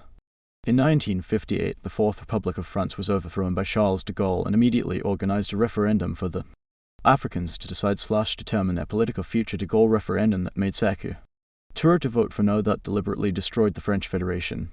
The spirit of NAM was strengthened. Nasser was established as one of the defenders and leaders of NAM, convincing African countries to adopt the principles of NAM that emphasized the positive neutrality on the continent and adoption of independent ideology. The resignation of the British Prime Minister Sir Anthony Eden and 3 members of his cabinet led to the freezing of British and French military equipments which were channeled to the liberation movements. Large consignments of arms and ammunition, especially rifles, got from the withdrawing Anglo-French forces were sent to African guerrilla fighters. Negative impact. There was massive destruction of life and property. For example, in the Sinai battle alone, 3,000 soldiers were killed and vast quantities of equipment lost to Israel. Egypt was forced to withdraw from Sinai and Gaza and was taken over by Israel, and even a military post at Sharm el-Sheikh in southern Sinai was taken over. However, Israel later withdrew. Egypt suffered military humiliation. Egyptian soldiers were badly beaten and defeated. Refugee crisis in the Canal Zone was witnessed, and this led to increased misery and suffering. African history, the Pan-African movement since 1900 present PAM. There was reduction in revenue to Egypt, or traffic was diverted to the Cape, and this is attributed to the wars that Nasser fought and lowered the morale of investors. Increased hostility between Egypt and Israel, leading to the 1967 Six-Day War, in which Egypt lost more territories. NAM principles were undermined by Nasser's adoption of socialism, principles of neutrality were abandoned, and this affected the credibility of African complete independence from the colonial hegemony. Led to suffocation of Israel's trade in Africa and the Middle East. This was because she had tampered with Egypt under Nasser, who was seen as a focal point/figure of nationalism. NATO members were divided, especially those who blamed Britain and France, e.g. USA. African history, the Pan-African movement since 1900 present PAM. The East African Community EAC. The East African Community was formed/established on 6 June 1967 after signing the Arusha Treaty by the heads of President Jomo Kenyatta Kenya, Julius Nyerere Tanzania, and Milton Obote Uganda. It was under the guidance of K.J.L. Phillips, a United Nations professor and expert in international relations, and the treaty came into effect operation on 1 December 1967. Aims/objectives of EAC. 1. To strengthen political ties between the three countries. 2. To promote balanced regional economic development. 3. To promote the adoption of a common currency that would ease commercial transactions. 4. To ease the mobility of resources, goods and services and eliminate restrictions. 5. To promote trade among the member states. 6. To expand the market for the goods produced in the region. 7. To reduce the duplication of goods and services among the member states. 8. To foster cooperation and unity among the East African states. 9. To mobilize financial support from international organizations and fight neo-colonialism. 10. To safeguard the sovereignty and territorial integrity of East African states. Achievements of EAC. African history, the Pan-African movement since 1900 present PAM. The EAC existed between 1967 and 1977, and within a decade, 10 years, it achieved the following. The body established a common market in the region that in turn promoted regional economic development. The EAC established common services in the region. Tanzania became the headquarters of the Harbours Cooperation in Dar es Salaam and headquarters of Community at Arusha, Uganda the East African Posts and Telecommunications and EDB in Kampala. Kenya had the East African Airways and Railways in Nairobi, hence decentralization. Promoted. The body ensured and promoted regional unity and cooperation among member states.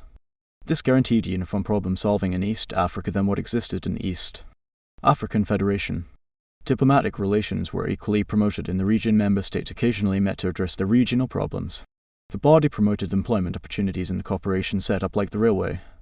EDB, East African Harbours, the ELA, the EA that raised the standard of living of the people. The EAC harmonized trade and commerce in its initial stages. This was done through the reduction of the trade barriers among the three states. The EAC promoted industrialization in the region. These included the circle and plain aluminium sheets, radio assembly and manufacturers of motor vehicle tires and tubes in Tanzania. Kenya produced bulbs. These generated local revenue and employment provision. African history, the Pan-African movement since 1900 present PAM. The community promoted the spirit of Pan-African. The movement advocated for regional integrity, and this was enshrined in EAC, and problems were uniformly solved. The EAC opened room for the incorporation and inclusion of other states to broaden its market like Malawi, Burundi and Rwanda. The EAC promoted specialization among member states. This was reflected in the projects set up like the industries of fertilizers in Uganda, electric bulbs in Kenya, airways in Kenya, and even the agriculturally based projects, e.g. Sisal for Tanzania, Hirethrum in Kenya and coffee in Uganda. The EAC linked the three countries to the World Economic Systems or organizations. These included EEC, EU, and O for purposes of comparison and effective implementation and realization of the said objectives. The body established infrastructure in the region. These included the East African Railways, airlines, roads to promote development as precursors to harness the resources. The body also streamlined education in the region that increased the literacy rate. Regional universities were set up, e.g. Makere University in Uganda, Dar es Salaam University and Kenyatta University in Kenya. This allowed all people in the region to acquire education and all without restrictions. Also examination boards, e.g. EAC to regulate performance. The EAC tried to harmonize the currency exchange in the region, and all were using the shillings. The level of exchange was checked in the initial stages that limited the conflicts. The body established the East African Court of Appeal and councils of tribunals. These helped to check on the excesses of the leaders and promote the proper operation of the organization.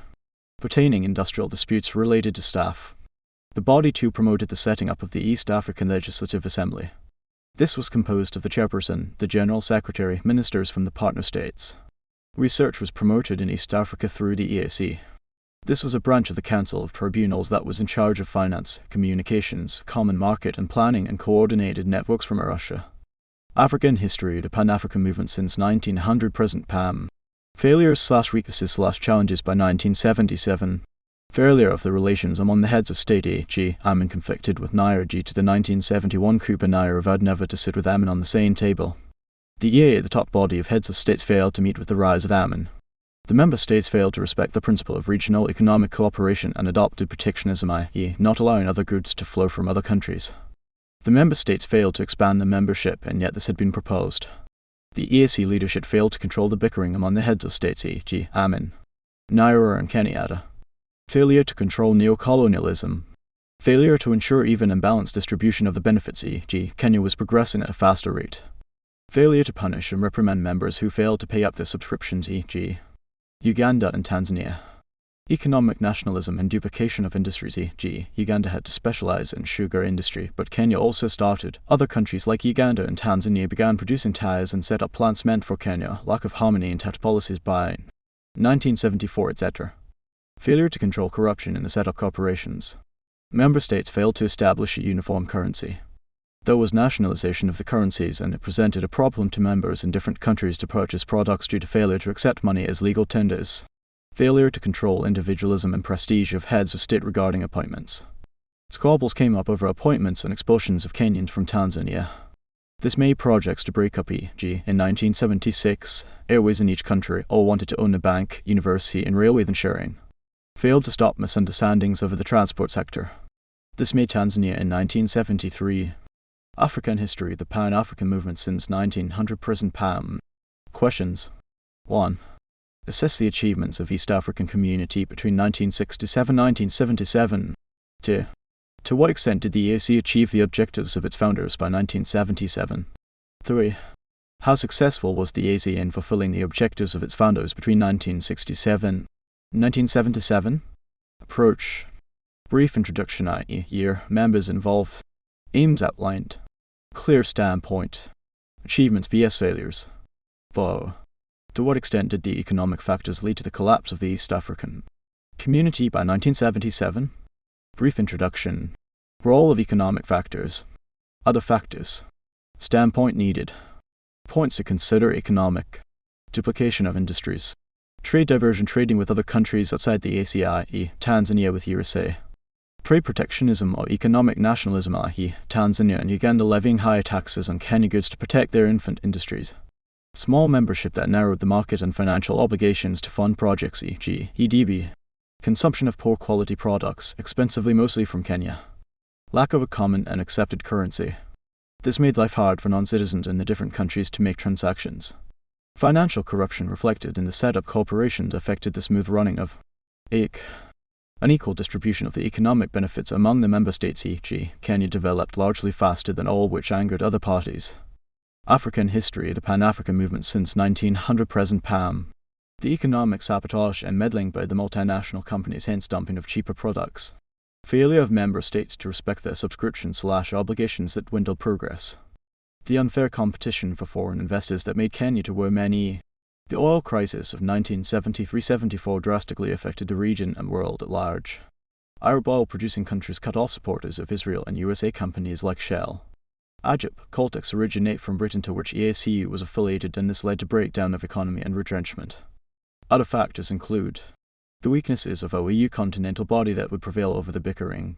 Border conflicts, i.e. Amin around the Kagera region and Kisumu, Tanzania closed border in 1976 to deny Kenya imports. Ideological differences among the members, i.e. Tanzania had adopted socialism that demanded collective ownership of resources, i.e. state control, etc. Kenya was mixed but majorly capitalized. Personal rivalry between the heads of state, i.e. Amin vs Niger, and Niger vowed not to sit with the buffoon, blood-stained Amin, and EA not to convene. The 1971 coup in Uganda slashed the rise of Amin to power, i.e. no background to EAC, refused to pay subscription, expelled the Asians, workers of the community, etc. Selfish national interests among the member countries and members employed no interest of the EAC at heart. Lack of goodwill from the citizens/personalization of the EAC by the leaders like Jomo Kenyatta. Given the level of development, Naira did not want to be opposed. Political immorality. Amin and Naira referred to each other as women to marry. Naira referred to Amin as an illiterate and buffoon, and Kenyatta was called a political prostitute, hence tearing the EAC. African history. The Pan-African movement since 1900 present. PAM. Language barrier. Kenya and Tanzania felt comfortable with Kiswahili, which disadvantaged Uganda. Question 1. 1977. Discuss. 2. Amin Idi Dada made the collapse of the EAC in 1977 inevitable. Discuss. Brief introduction. Role of Amin/group of 1971. Other factors. Clear standpoint. Points to consider. Amin overthrew Obote, who was a founder member of EAC. Accelerated misunderstandings between members, e.g., between Uganda vs Kenya, Kisumu area, Uganda, Tanzania over Kagera area. The Economic War of 1972 led to loss of revenue and industrial experts.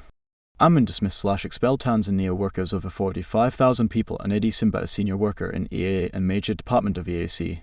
Amin promoted trade malpractices like smuggling that led to tax evasion. Dictatorship of Amin/maladministration affected the activities of EAC. Amin contributed to the collapse of the economy not to pay the subscription obligations. Amin accelerated corruption, which dwindled the operation of EAC. The coming to power by Amin sabotaged the communications, which hindered the operations of EAC. African history. The Pan-African movement since 1900 present. PAM. No prior knowledge and experience by the members. Limited membership or narrow market. Failure to involve members in the operations from all countries. Duplication of industries and services by Kenya. Trade diversion. Unbalanced benefits. Completion of the Tazara Railway. Financial hardships or lack of adequate funds due to limited reserves in EDB. Economic nationalism or protectionism. Weaknesses of OAU. International interference, e.g., European Economic Community. Language barrier. Lack of a regionally accepted currency that limited transactions, etc. Question. Restoration of Ethiopian independence from Italy in 1941. Ethiopia had lost its independence in 1936 when Italy occupied it after defeating the monarchy that forced Emperor Haile Selassie to exile.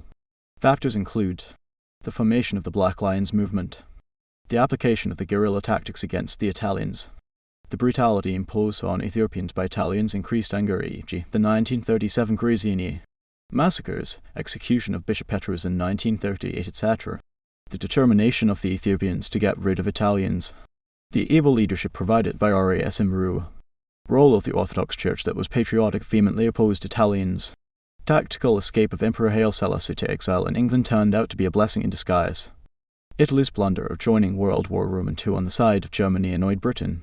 African history. The Pan-African movement since 1900 present. PAM. Massive assistance rendered to Ethiopia from fellow African countries, e.g., Nigeria, Sierra Leone, Ghana, Kenya. The role of the Rastafarian movement. Assistance from the gallant veterans of Adowa battle, e.g., Ras Mulugeta, Zaid Eris, etc. The role of the Wasi from West Africa that was violent against imperialism in Africa. The home geographical advantage enjoyed by Ethiopians, i.e., mountains were unfamiliar to Italians. Numerical strength of the Ethiopians compared to the Italians. Hostile press attacks against Italian rule in Ethiopia worldwide. The widespread black demonstrations against Italian rule in Ethiopia. The strong sense of unity and patriotism displayed by Ethiopians against Italians after the 1935 invasion. Role of various anti-colonial movements, e.g., the IF Abyssinian Association, Pan-African Federation PAF. Commitment of the educated elites and the blacks in the diaspora to the cause of Ethiopia, e.g., Ras Makonnen from Guyana, George Padmore from Trinidad and Tobago. Support from Britain and France against Italy, Biafra, Sudan and Kenya. The international sympathy extended to Ethiopia when the Emperor Selassie fled to exile. African history. The Pan-African movement since 1900 present. PAM. The NAM idea was conceived in 1955 at Bandung Conference organized by the Indonesian President Sukarno, Jawaharlal Nehru, the Premier of India, and Gamal Nasser, the President of Egypt. The concept of NAM at Bandung was composed of a delegation of 29 members from India, Indonesia, China, Egypt, Algeria, and Ghana, among others. It became official in 1961 at the Belgrade Summit in Yugoslavia with Joseph Broz Tito as its first General Secretary. Aims and objectives of NAM. Reference question 1. Account for the adoption of the non-alignment policy by independent African states. UNEP 2006. 2. Why was the non-aligned movement NAM formed in 1955? UNEP 2011. The aims of non-aligned movement included the following. 1. To maintain world peace by promoting non-violent means and reject the use of force. 2. To support self-determination and national independence in the Third World, reject all forms of imperialism. 3. To safeguard the sovereignty of the member states against the domination by the upper powers, i.e., encouraging the independence of the non-aligned nations from Cold War politics. 4. To discourage military alliances and push for the disarmament of the superpowers to decelerate world conflicts. 5. To promote economic independence of the member states. 6. The desire to encourage active participation of non-aligned states Third World in the African history, the Pan-African movement since 1900 present PAM. 9. To promote the South-South cooperation, i.e., the cooperation among the Third World nations with mutual understanding and tolerance. 10. To ensure the peaceful coexistence among all nations of the world, i.e., democratize international relations. 11. The desire to reject all forms of racial discrimination like apartheid and Zionism, Israel-related movement. 12. To encourage the respect for human rights as contained in the Universal Declaration of Human Rights Charter of UN adopted in 1948. 13. To ensure the peaceful resolution of disputes in the world without resorting to wars that had shattered world economies. 14. To oppose and castigate in union the stationing of military bases in the foreign countries. This had been done by the members of NATO having satellites in African countries' information-gathering gadgets. Successes/achievements of NAM. 1. The non-aligned movement has had a long period of existence since 1961 as inaugural year. The movement has been in existence for over 55 years, and this is attributed to the numerous conferences held, i.e., from Bulgaria, the attendance to the UN General Assemblies, hence consolidating its stay. 2. The movement has expanded its membership by attracting many developing countries. This was attained after the attainment of independence by many African and Asian countries from 29 members to over 100 countries. The last members to join included Fiji from Oceania and Azerbaijan of Asia in 2011 respectively. 3. The NAM greatly contributed to the world peace and stability. The movement contained the Cold War politics that had threatened world peace. It condemned the arms race by the superpowers for supporting the Strategic Arms Limitation Talks SALT and Strategic Arms Reduction Talks STAR.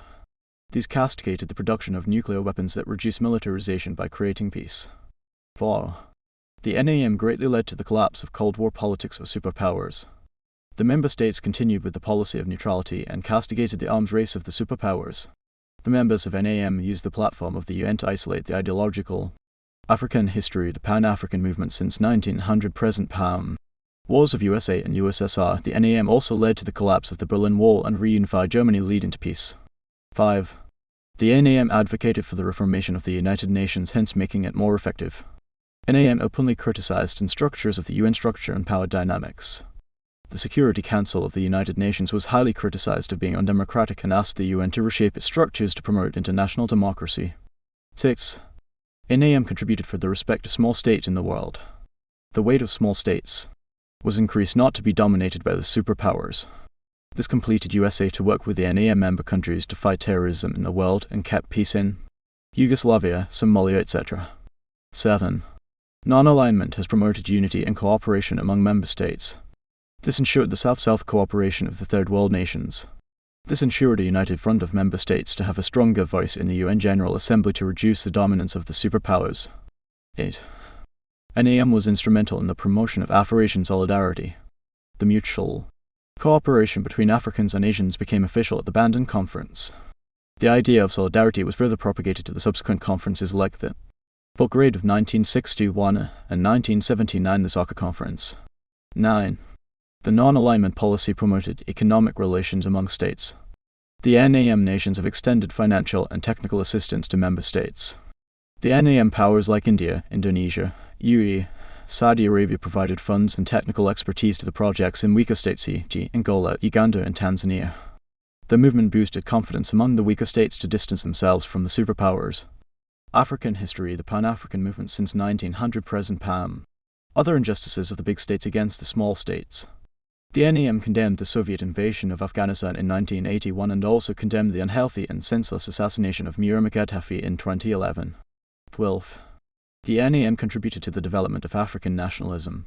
The members of NAM used the platform of UN to voice out anti-colonial sentiments against imperialism. It demanded the intervention of the UN to impose sanctions of colonial masters, made Africans to become recommitted to independence. 13. Non-alignment condemned racial discrimination and dominance in the world. The spirit of the movement fought the racist apartheid policy in South Africa and the UDI government of Southern Rhodesia. Member states extended military and financial support to the blacks to fight the whites. The movement also pressurized the UN to intervene in the Palestinian question against Zionist Israel. 14. NAM has attempted to intervene in the conflict among member states. It condemned the invasion of Kuwait by Iraq and mediated in the Pakistan conflict. The members tried to arbitrate in the Sudan conflict that ended a conflict that started in 1955. This finally led to the independence of South Sudan in 2011. 15. The non-aligned nations have tried to promote the respect of human rights. This has been done in line with the Universal Declaration of Human Rights Order of the UN that advocated for equality of people. The policy also condemned the aggression of the powerful nations and promoted justice and respect and cultural diversity.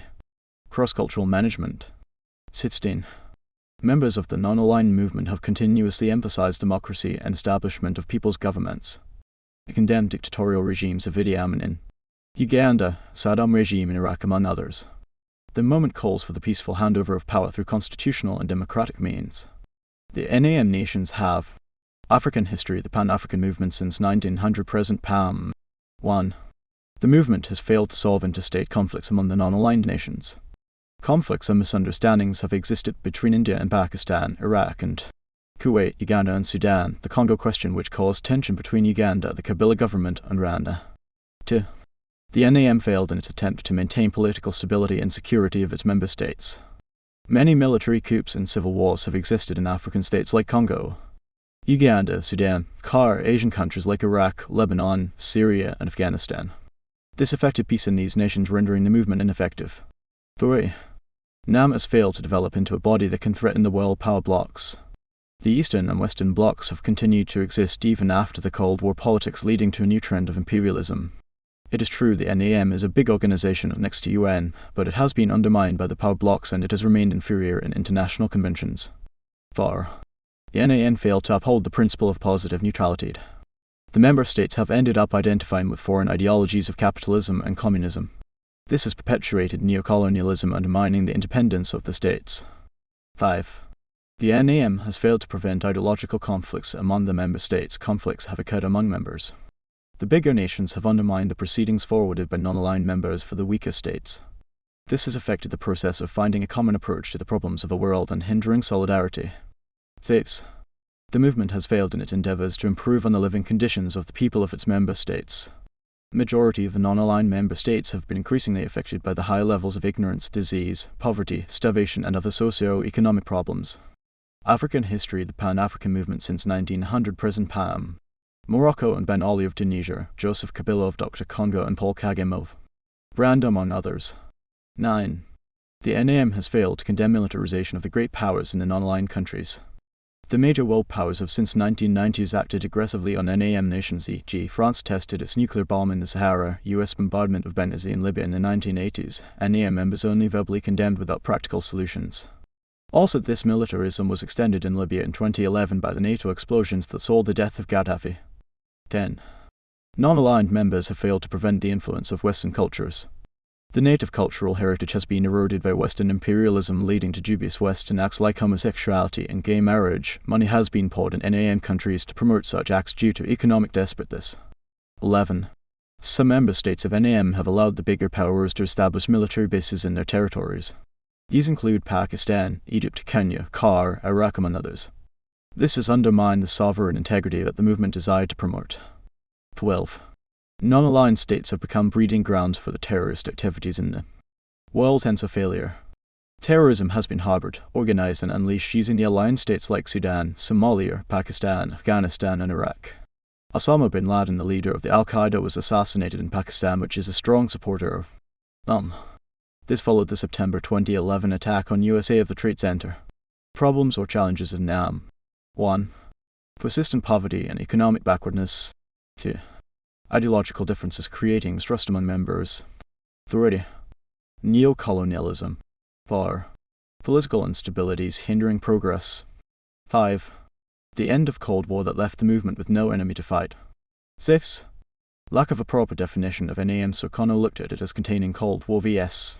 Naira for self-determination of weaker nations, variance affected decisions. 7. Foreign supervision and patronage by great powers, i.e., Cuba used USSR, Kenya would.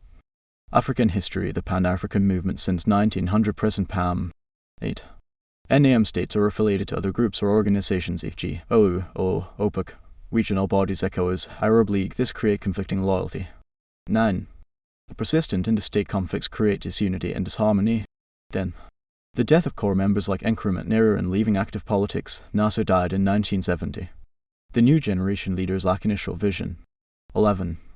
Other member states are either driven by personal or national interests, e.g., Nasser joined